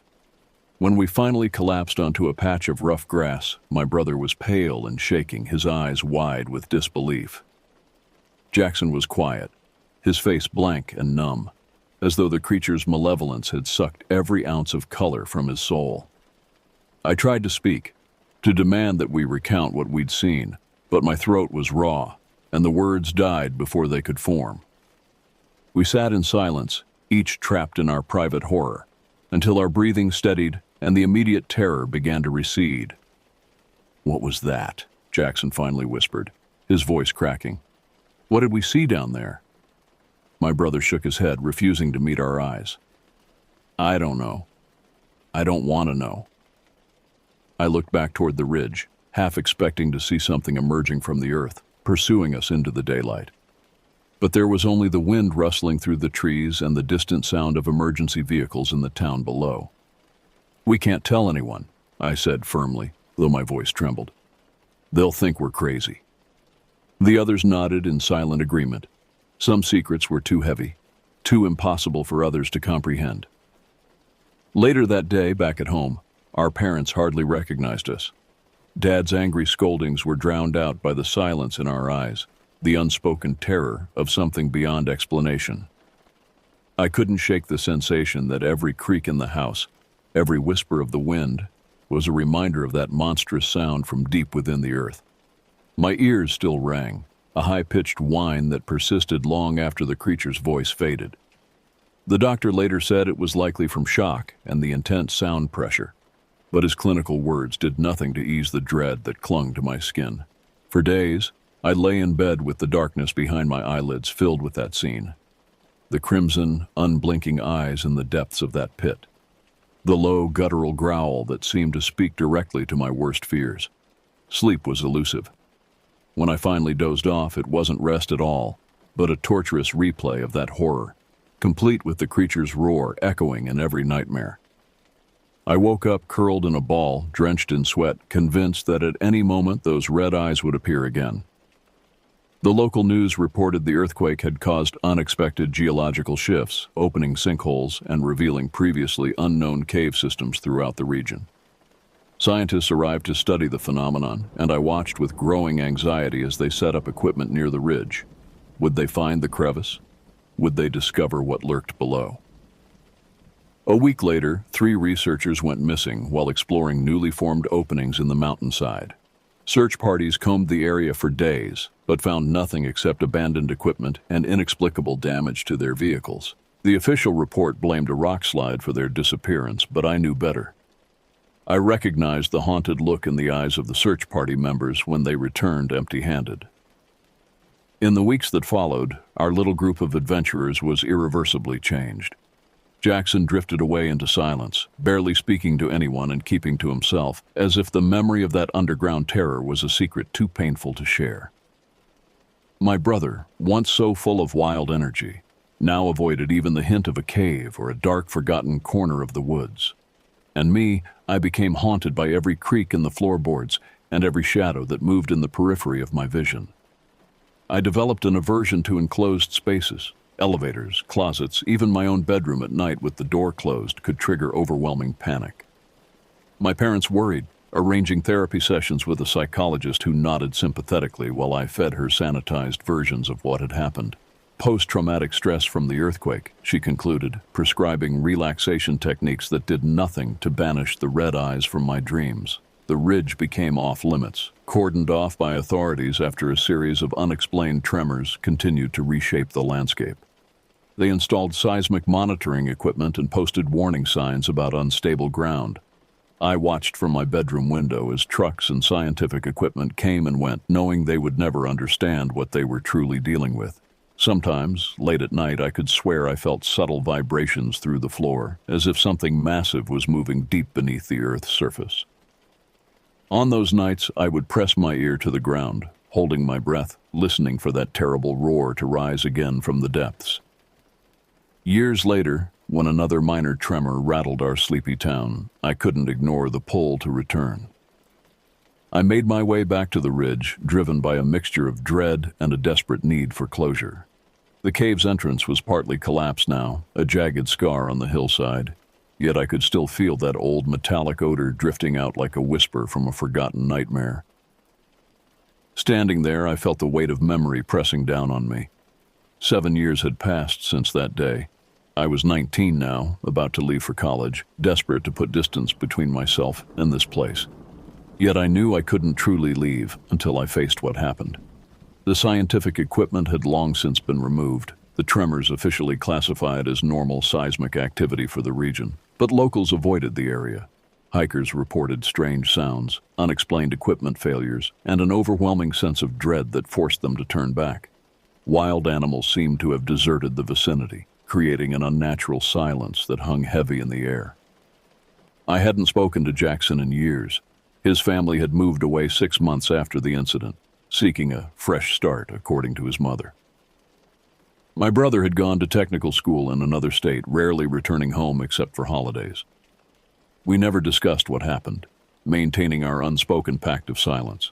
But I could see in his eyes when we did meet that the memory remained as vivid for him as it was for me. As I stood before the partially sealed entrance, part of me wanted to turn away, to preserve the fragile normalcy I'd constructed. But I needed answers.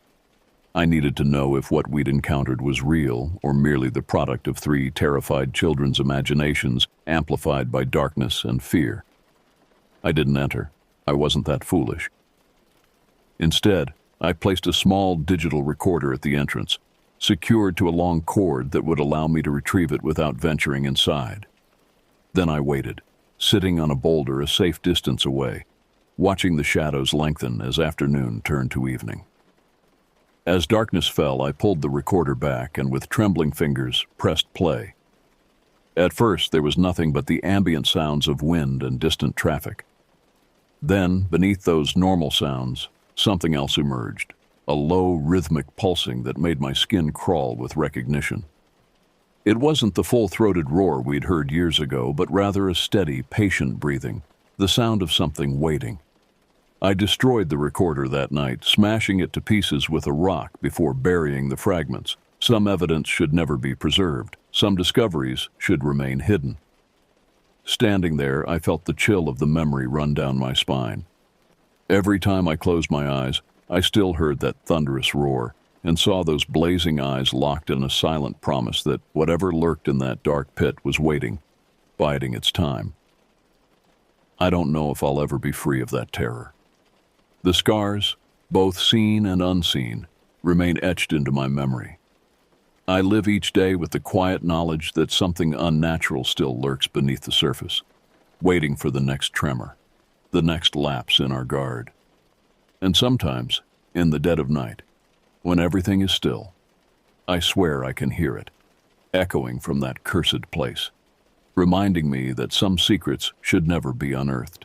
This happened to my friend Jordan and me during the early months of 2020, when the world was just starting to change in ways none of us anticipated. We both attended a mid-sized university on California's Central Coast, sharing an off-campus apartment to save on rent. Like most college students, our weekends were typically filled with study sessions and the occasional social gathering. But this particular weekend in early March would prove to be unlike any other. Jordan had been browsing adoption websites for weeks, searching for a dog to foster. He'd always wanted a pet, and with the rumors of potential lockdowns circulating, he figured it was the perfect time to bring one home. When he found a match, a 2-year-old shepherd mix at a shelter about 90 miles north, he immediately asked if I wanted to join him for the drive. Road trip, he texted me on Thursday night. Going to pick up a dog on Saturday, shelters up in Bayshore. I agreed without hesitation. The semester had been grueling, and a day away from campus seemed like exactly what I needed. Plus, Jordan didn't like making long drives alone, and I could tell he was nervous about the whole fostering process. Saturday morning arrived with unusual clarity for March. Crisp air, cloudless sky, the kind of perfect California day that makes you forget about impending global crises. Jordan pulled up in his aging Honda Civic at precisely 8:30 a.m. The car had seen better days with its faded blue paint and the persistent rattle that emerged at highway speeds, but it was reliable enough for our purposes. "Ready for this?" Jordan asked as I climbed into the passenger seat. His excitement was palpable, eyes bright behind his wire-rimmed glasses. "As ready as I'll ever be," I replied, tossing my backpack onto the rear seat. "How long's the drive again?" "About 2 hours if traffic's decent," he said, pulling away from the curb. "We should be there by 11. The shelter opens at 10, but they're holding him for me until noon." The drive north was uneventful. We passed through familiar towns that gradually gave way to stretches of farmland, the landscape occasionally interrupted by strip malls and gas stations. Jordan played his usual playlist, indie rock mixed with occasional 90s hits, while we discussed everything from upcoming exams to predictions about how long this coronavirus thing might last. "My mom thinks we'll be back to normal by summer," I said, watching the agricultural fields speed by outside my window. Jordan shook his head. "No way. My cousin works at a hospital in Seattle. Says it's just the beginning." Looking back now, the normalcy of that conversation haunts me. How unaware we were of what would unfold over the coming months, both in the world at large and in our own lives over the next 24 hours. We arrived in Bayshore just after 11 a.m. It was a modest coastal town, the kind that tourist brochures describe as charming, but locals might call sleepy. The shelter was located on the outskirts, a single-story building with chain-link kennels visible around the back. "This is it," Jordan said, his voice tight with anticipation as he parked. "Let's go meet my new roommate." Neither of us could have predicted how this simple errand would spiral into the most terrifying experience of our lives. The shelter was surprisingly busy for a Saturday morning. Several families milled about the reception area, forms in hand, while volunteers led potential adopters to and from the kennels. The air inside smelled of disinfectant and damp fur, an unmistakable shelter aroma that tickled my nose. Jordan approached the front desk, where a middle-aged woman with cropped gray hair greeted us with a tired smile. Her name tag read, "Volunteer, Barbara." "Hi, I'm Jordan Wilson. I called earlier this week about fostering the shepherd mix. I have an appointment at noon, but we're a bit early." Barbara nodded, tapping at her computer keyboard. "Right, you're here for Rusty. Let me see if he's ready." She made a quick call on an ancient-looking desk phone, then nodded. "Melissa will bring him out in just a moment. In the meantime, I need you to complete these forms." Jordan took the clipboard she offered, and we found seats in a corner of the waiting area.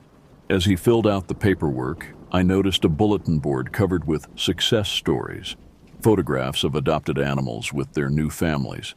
The images portrayed pure joy, but something about the faded pictures and yellowing paper made me uneasy. Nervous? I asked, noticing Jordan's leg bouncing up and down as he wrote. A little, he admitted. I've never had a dog before. What if I mess it up? You'll be fine, I assured him. Plus, it's just fostering, right? If it doesn't work out, you're not stuck. Before Jordan could respond, a door opened and a volunteer emerged leading a medium-sized dog with golden brown fur and alert ears. The dog, Rusty, walked cautiously, his eyes darting around the room, taking in all the unfamiliar scents and sounds. Jordan, the volunteer called. This is Rusty. Jordan's face lit up as he crossed the room. He crouched down, extending his hand palm up for Rusty to sniff. The dog approached tentatively, nose working overtime, before giving Jordan's fingers a gentle lick. He's perfect, Jordan whispered, stroking the dog's head. The next hour passed in a blur of paperwork, instructions, and a brief training session on handling techniques. Rusty seemed to grow more comfortable with each passing minute, especially when Jordan produced a small bag of treats from his pocket. He'd come prepared. He hasn't had the easiest life, Melissa explained as she handed over Rusty's leash. Found wandering near the highway 3 months ago. No chip, no collar. He's still a bit skittish around men, especially tall ones, but he's come a long way. By the time we left the shelter, it was nearly 1 p.m. Rusty settled into the back seat of the Honda, circling a few times before curling up on an old blanket Jordan had brought along. Each time we glanced back, the dog was watching us with those intelligent amber eyes, as if trying to figure out what strange new turn his life had taken. Hungry? Jordan asked as we merged onto the highway. I'm starving. Definitely, I agreed. Want to grab something before we head back? There's supposed to be a decent burger place in the next town over, about 15 minutes from here. Neither of us realized then that this simple decision to delay our return trip would lead us directly into danger. If we had simply driven straight home, everything that followed might have been avoided. But hindsight offers no protection against what waits in the shadows, watching for vulnerability. We found the burger place easily enough, a local joint called Coast Burgers located in a small strip mall. The COVID situation was just beginning to affect businesses. Inside, half the tables were marked as closed for social distancing, a term that was still relatively new to our vocabulary. Maybe we should just take it to go, Jordan suggested, eyeing the limited seating. Find somewhere outside to eat. We ordered our food at the counter, 2 cheeseburger combos and an extra plain patty for Rusty, and waited outside with the dog, who was clearly overwhelmed by all the new smells and sights. The March sun felt good against my skin, warm but not hot, the kind of perfect spring day that typically filled me with optimism. Where should we eat? I asked once our order was ready. Back in the car? Jordan shook his head. Let's find a park or something. Give Rusty a chance to stretch his legs before the drive back. I pulled out my phone and searched for nearby parks. There's one called Pine Ridge Park about 3 minutes from here. Has decent reviews. We loaded back into the car, the smell of fresh burgers filling the small space and making Rusty whine with anticipation. The park was easy to find, a modest green space with scattered picnic tables, a small playground, and pathways winding through stands of tall pines that gave the park its name. The parking lot was nearly empty when we arrived, with only one other vehicle present, a weathered silver sedan parked near the restroom facilities. I remember thinking how strange it was to see a public park so deserted on such a beautiful Saturday, but of course people were already beginning to avoid public spaces as news of the virus spread. Jordan parked along the curb, directly in front of the silver sedan. We gathered our food and Rusty's leash and made our way to a picnic table about 20 feet from where we'd parked. The dog seemed delighted to be outside, sniffing enthusiastically at every bush and tree trunk we passed. Here looks good, Jordan said, gesturing to a sun-dappled table. He secured Rusty's leash to a nearby permanent grill fixture, giving the dog enough slack to lie down comfortably beside us while still ensuring he couldn't wander off. We had barely unwrapped our burgers when I noticed movement from the corner of my eye. A man was approaching us from the direction of the restrooms, tall and lanky with a weathered face and clothes that seemed slightly too large for his frame. His age was difficult to determine, somewhere between 40 and 60, and there was something in his gait that immediately put me on edge. a kind of deliberate casualness that felt rehearsed. Jordan noticed him too, and instinctively shifted closer to Rusty, who had begun to growl softly. "Afternoon," the man said as he drew near, his voice surprisingly gentle given his rough appearance. "That's a fine-looking dog you've got there." "Thanks," Jordan replied, his tone cautious but polite. The man stopped about 6 feet from our table, close enough for conversation, but maintaining what might have seemed like respectful distance. "What's his name?" "Rusty." "Rusty," the man repeated, as if testing the name. "How old is he?" "About 2, we think. Just adopted him today." The man nodded slowly, his eyes never leaving the dog. "He mean? Does he bite?" The question hung in the air, weighted with something I couldn't quite place. Jordan continued answering the man's increasingly specific questions about Rusty, his temperament, his training, whether he was protective, while trying to calm the dog, who had grown visibly agitated. I felt a growing unease crawling up my spine. While Jordan focused on controlling Rusty, I became acutely aware that the man wasn't looking at the dog when he asked these questions. He was looking at us, studying our reactions, our posture, our level of alertness. Eventually, the question stopped, but the man didn't leave. He simply stood there, staring, his expression blank. After what felt like an eternity, but was probably only 30 seconds, he turned and walked away toward a covered pavilion area adjacent to the restrooms. "That was weird," Jordan muttered, returning his attention to his half-eaten burger. "Yeah," I agreed, but something compelled me to keep watching the man. As he reached the pavilion, I noticed he wasn't alone. Another man, shorter but more solidly built, was sitting at a table beneath the canopy. The tall man joined him, and they began speaking in hushed tones, occasionally glancing in our direction. "Jordan," I said quietly, "I think we're being watched." "What do you mean?" He turned to look, and sure enough, both men were now openly staring at us, making no attempt to hide their interest. "Maybe we should go," I suggested, my appetite suddenly gone. Jordan nodded, but before we could gather our things, I noticed the stocky man had disappeared from view. Scanning the area, I caught movement near a vending machine about halfway between the pavilion and our table. The tall man was crouching behind it, peering around the edge, watching us with an intensity that sent ice through my veins. "We need to leave. Now!"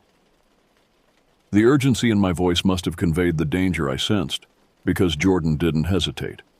He quickly untied Rusty while I gathered our food and belongings, all pretense of a leisurely meal abandoned. We moved swiftly toward Jordan's car, Rusty picking up on our anxiety and keeping close without pulling on his leash. As we reached the vehicle, the stocky man suddenly appeared, approaching from behind the silver sedan. "Excuse me," he called, his voice surprisingly soft for his build. "Beautiful dog.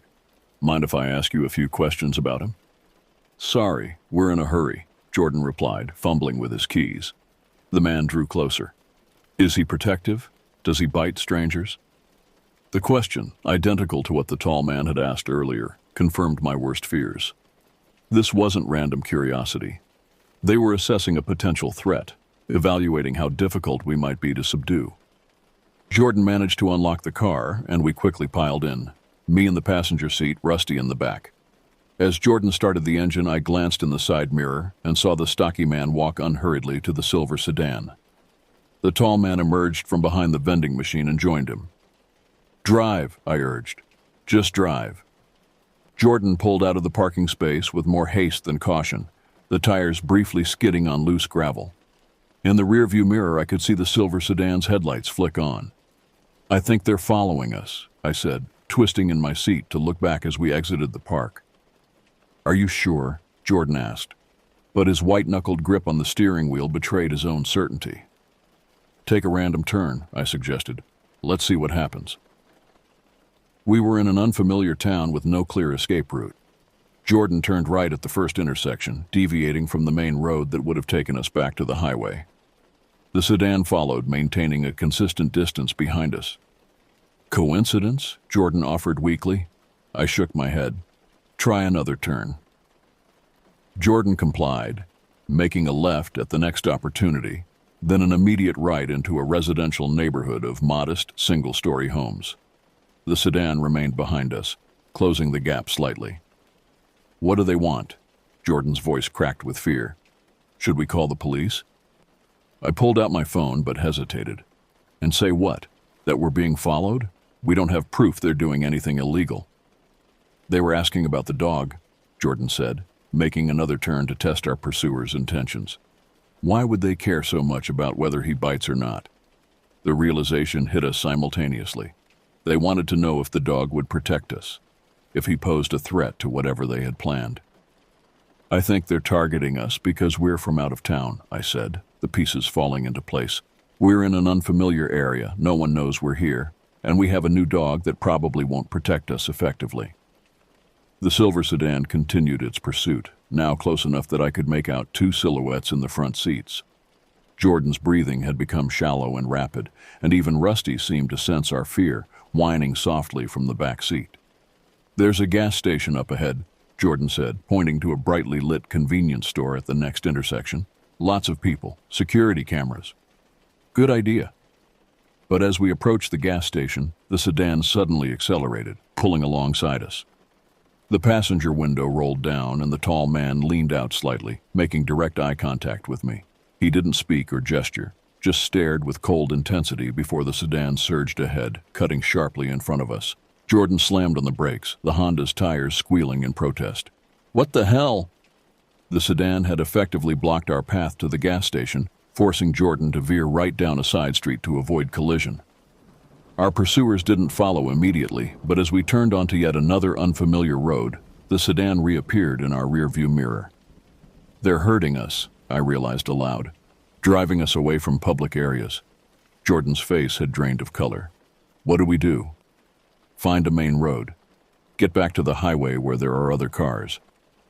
We navigated the increasingly narrow residential streets, making random turns in hopes of losing our pursuers or finding our way back to a busier thoroughfare. The silver sedan stayed with us, sometimes dropping back only to reappear moments later, toying with us like predators with cornered prey. Rusty had become agitated in the back seat, moving from window to window, growling intermittently. His behavior only heightened our sense of danger. If the dog could sense something wrong, our fears weren't paranoia. After several minutes of this terrifying cat-and-mouse game, Jordan spotted a sign for the highway. "There, 3 blocks ahead." But as we approached the intersection that would lead us to safety, the sedan accelerated again, this time pulling directly behind us so close that their headlights filled our car with harsh light. "They're going to ram us," I gasped, bracing myself against the dashboard. Jordan reacted instinctively, yanking the wheel hard to the right and accelerating through a gap between parked cars, cutting through a corner gas station's lot. The maneuver gave us precious seconds of advantage, enough to reach the highway entrance ramp before our pursuers could realign. As we merged onto the highway, Jordan pushed his aging Honda to speeds it rarely achieved, the engine protesting with a high-pitched whine. The speedometer crept past 80, then 90. "Do you see them?" Jordan asked, his eyes fixed on the road ahead.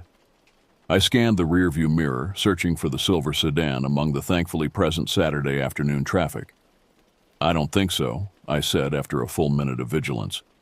"I think we lost them." Jordan maintained his speed for several more miles, before gradually slowing to a less conspicuous pace. Neither of us spoke, processing what had just happened, the silence broken only by Rusty's occasional whimpers from the back seat. Finally, Jordan voiced what we were both thinking. What would have happened if they caught us? I had no answer, only the bone-deep certainty that we had narrowly avoided something unspeakable. After 20 minutes of highway driving with no sign of the silver sedan, our breathing began to normalize. The adrenaline that had sustained us during the chase gradually ebbed, leaving us shaky and exhausted. "We should stop somewhere," Jordan suggested. "Call the police, report what happened." "Where, though?" I asked. "We're still too close to that town." Jordan considered this. "There's a rest area coming up in a few miles. Lots of people, security cameras. We can pull over there." The rest area appeared as promised, a modest facility with restrooms, vending machines, and a handful of picnic tables. About a dozen vehicles were parked in the lot, their occupants stretching legs or walking dogs after long drives. The normalcy of the scene was reassuring after our ordeal. Jordan parked near the center of the lot, positioning the car so we had clear sight lines in all directions. "I need to let Rusty out," he said. "He's been cooped up for hours."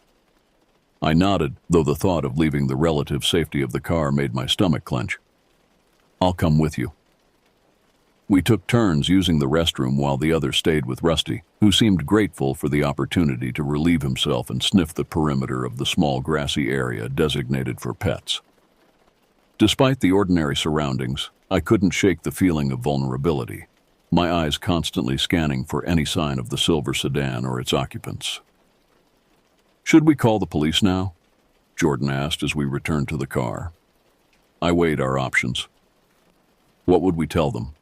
That two men asked about our dog and then followed us? We don't have license plates, clear descriptions, or any real evidence that they meant us harm. "We know what happened," Jordan insisted. "Yes, but..." I sighed, frustration mingling with lingering fear. "Let's at least put some more distance between us and them. Maybe stop in a bigger town where we can talk to police in person." Jordan reluctantly agreed, and we got back on the highway, heading south toward home. The miles passed uneventfully, each one increasing our sense of security. We even began to discuss what had happened with a hint of detachment, as if analyzing a thriller movie rather than our own recent experience. "Why do you think they targeted us?" Jordan wondered aloud. "Wrong place, wrong time," I suggested. "Two college students, unfamiliar territory, new dog that doesn't know us well enough to protect us. We must have looked like easy marks." "For what, though? Robbery?" I hesitated, unwilling to voice the darker possibilities that had occurred to me. "Maybe. Or they could have been trying to steal Rusty. Purebred dogs can sell for thousands." Neither of us believed these explanations, but they were easier to contemplate than the alternatives. As the afternoon stretched on, hunger began to reassert itself. We had abandoned our lunch at the first park, after all. When we spotted signs for a small coastal town with a prominent outlet mall, the prospect of food and crowds proved too tempting to resist. "We could stop there," I suggested. "Get something to eat, maybe talk to security about what happened." Jordan agreed, and we exited the highway. The outlet mall was bustling with weekend shoppers, providing an anonymity that felt protective after the targeted attention we'd experienced earlier. We found a parking space in a crowded lot, surrounded by families loading shopping bags into minivans and couples strolling between stores. "I'll stay with Rusty while you grab us some food," Jordan offered. "There's a sandwich place by the entrance." I hesitated, uncomfortable with the idea of separation. "Are you sure?" "We'll be fine," he assured me. "There are people everywhere. Besides, we lost those guys hours ago." Reluctantly, I agreed and made my way to the sandwich shop, constantly glancing back at Jordan's blue Honda where he waited with Rusty. The line moved slowly, each minute apart, stretching my nerves tighter. When I finally returned with our food, the relief was palpable. "Everything okay?" I asked, sliding back into the passenger seat. "All good," Jordan confirmed, accepting his sandwich gratefully. "Rusty's been a perfect gentleman, even made friends with a poodle that walked by." We ate in companionable silence, the normal activity of the mall parking lot gradually soothing our frayed nerves. For the first time since the park, I began to feel that perhaps the danger had passed, that we were safe. "Ready to head home?" Jordan asked as we finished our meal. I nodded, crumpling my sandwich wrapper. "Definitely. I think we've had enough adventure for one day." Jordan started the car and began navigating through the parking lot toward the exit. We were stopped at an internal intersection, waiting for a family to cross, when I happened to glance at the rearview mirror. My blood froze. 3 rows back, partially obscured by a large SUV but unmistakable in its weathered silver paint, was the sedan. It was stopped, engine running, headlights off despite the approaching dusk. "Jordan," I whispered, unable to find my full voice. "They're here." Jordan's head snapped around, following my gaze to the rearview mirror. "Are you sure it's them?" Before I could answer, the silver sedan began to move, pulling out from its parking space with deliberate slowness. "It's them," I confirmed. any doubt evaporating as I caught a glimpse of the tall man behind the wheel. How did they find us? Jordan turned back to face forward, his expression hardening with determination. It doesn't matter. We're not playing their game anymore. He accelerated through the parking lot, ignoring the posted speed limit signs, weaving between slower vehicles with uncharacteristic aggression. In the back seat, Rusty whined, sensing our renewed fear. "Where are we going?" I asked, clinging to the door handle as Jordan took a corner too sharply. "Security office. I saw it near the food court entrance." The silver sedan had emerged fully into the main lane now, accelerating to match our pace. Unlike the earlier chase through residential streets, here we were constrained by the crowded parking lot, pedestrians crossing unpredictably, shopping carts abandoned in inconvenient locations. Jordan honked as a group of teenagers meandered across our path, startling them into hurrying. The mall's main entrance came into view, bright lights illuminating the gathering dusk. "There!" I pointed to a sign indicating mall security. "On the right." Jordan angled toward it, but our pursuers had anticipated this move. The silver sedan surged forward, cutting diagonally across the lane to block our access to the security office. Jordan hit the brakes hard, narrowly avoiding collision. "Damn it," he hissed, frantically searching for another escape route. With the security office now inaccessible, Jordan made a split-second decision, veering left toward the mall's service entrance. The sedan followed, closing the distance between us. "Call 911, Jordan instructed, his voice strained but controlled. "Now!"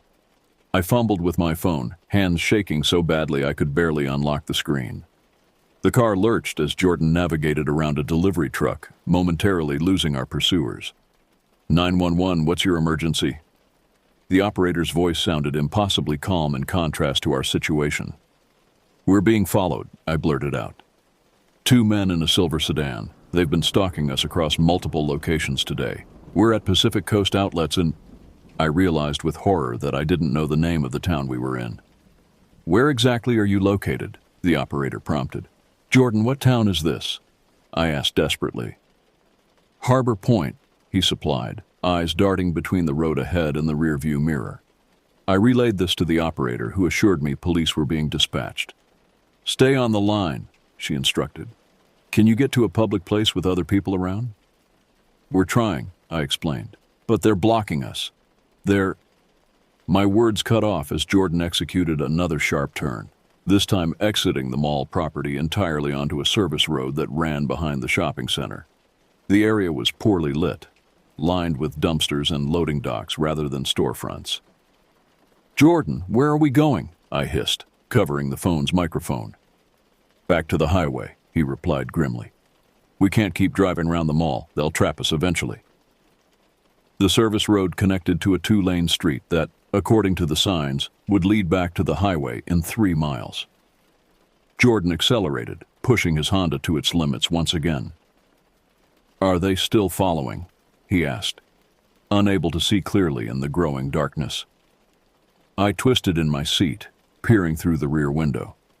For a moment I saw nothing, and relief began to bloom, until headlights flared to life about 200 yards behind us, gaining rapidly. "Yes," I confirmed, returning to the 911 operator to update our location. "Officers are en route," she assured me. "Stay on main roads if possible." The highway entrance appeared ahead, a beacon of potential safety. Jordan took the ramp at dangerous speed, merging into thankfully moderate traffic. The silver sedan followed, now close enough that their headlights illuminated our entire car interior. "They're right behind us," I reported, both to Jordan and the 911 operator. "Can you see the license plate?" the operator asked. I strained to make out the numbers through the glare of the headlights. "California plate starts with 7WX. I can't see the rest." "That's helpful," the operator assured me. "What direction are you heading on the highway?" "South," Jordan supplied when I relayed the question, "toward Santa Cruz." For several tense minutes we maintained our position in the middle lane, surrounded by other vehicles whose drivers remained oblivious to our plight. The silver sedan stayed directly behind us, maintaining an uncomfortably close distance, but making no overtly aggressive moves. "Police are positioning themselves at upcoming exits," the operator informed me. "Can you safely continue for another 10 miles?" Before I could answer, the sedan suddenly swerved into the left lane and accelerated, pulling alongside us. Through the passenger window, I could see both men clearly for the first time since the park, the tall one driving, the stocky one in the passenger seat, both staring at us with expressionless faces. "They're right next to us," I told the operator, my voice rising in panic.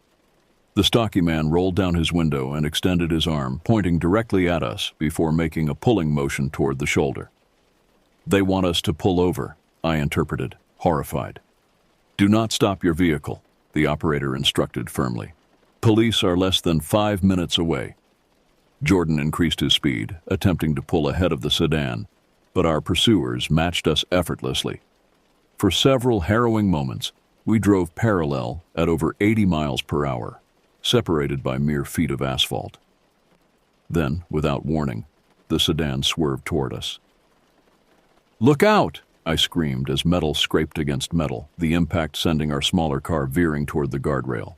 Jordan fought for control, wrestling with the steering wheel as our tires skidded across the lane markers. Somehow, he managed to correct our trajectory, narrowly avoiding disaster. The sedan had backed off momentarily, but was already repositioning for another attempt. "They just tried to run us off the road," I reported to the 911 operator, who responded with increased urgency in her own communications.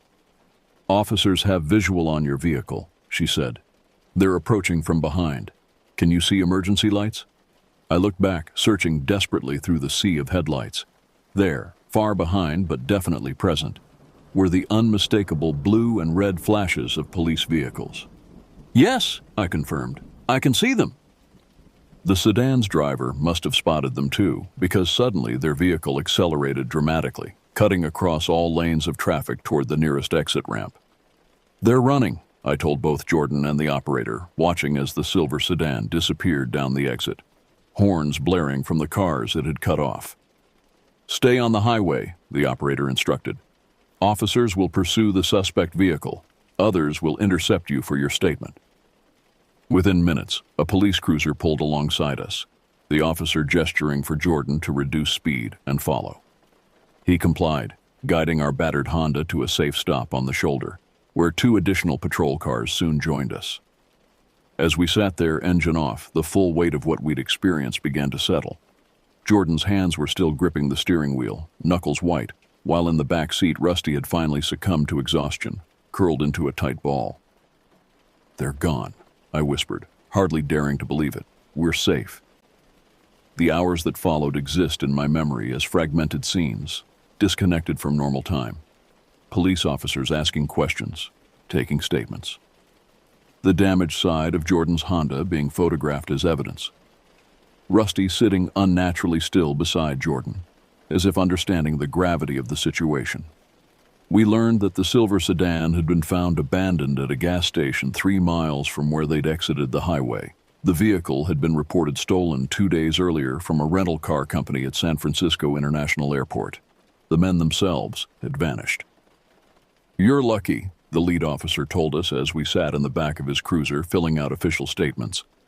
"We've had 3 similar reports in the last month. Out-of-town visitors followed and eventually robbed or worse. The MO is always the same. They target people who look unfamiliar with the area, often people who are distracted by something." "Like a new dog," Jordan murmured, his hand automatically reaching to stroke Rusty's fur. The officer nodded. "Exactly. They isolate their targets, follow them to remote locations, and—" He trailed off, perhaps realizing that we didn't need the details spelled out. "What happens now?" I asked. "We'll take your statements, get contact information. If we catch these guys, and we will eventually, you might need to testify." "And in the meantime," Jordan pressed. The officer's expression softened slightly. "In the meantime, you go home. Be extra aware of your surroundings for a while. These guys have your license plate, so they know you're from Santa Barbara County, but it's extremely unlikely they'd follow you that far." His words were meant to be reassuring, but the implication that our pursuers might have the means and motivation to track us to our hometown sent a fresh wave of fear through me. It was well past midnight when we were finally cleared to continue our journey home. Jordan's car had been deemed safe to drive despite the damage to the passenger side, and we had declined the offer of a police escort to the county line. "I just want to get home," Jordan had explained, and the officers understood. The final leg of our drive passed in relative silence, both of us too emotionally drained for conversation.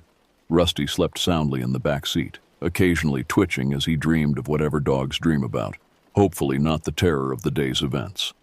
As familiar landmarks began to appear, signaling our approach to campus and the apartment we shared, Jordan finally broke the silence. "I keep thinking about what might have happened," he said quietly. "If you hadn't noticed them watching us at the park, if we hadn't gotten away the first time—" "Don't," I cut him off. "We did notice. We did get away." Jordan nodded, but his expression remained troubled. "The officer said there were other victims, people who weren't as lucky." I had no response to that. The knowledge that others had faced what we faced, perhaps without escaping, would haunt me for months to come. We arrived home just before 2 a.m., the campus eerily quiet on a Saturday night, another sign of the changing times as COVID concerns began to alter social behaviors. Jordan parked in our usual spot, but neither of us moved to exit the car immediately. "Thank you," he said suddenly, turning to face me, "for coming with me today, for seeing what I didn't see." "That's what friends are for," I replied, attempting a smile that felt foreign on my face after hours of tension. We gathered our belongings and Rusty, making our way up to the apartment with the hypervigilance of people forever changed by trauma. Every shadow seemed to harbor potential threats. Every sound demanded investigation.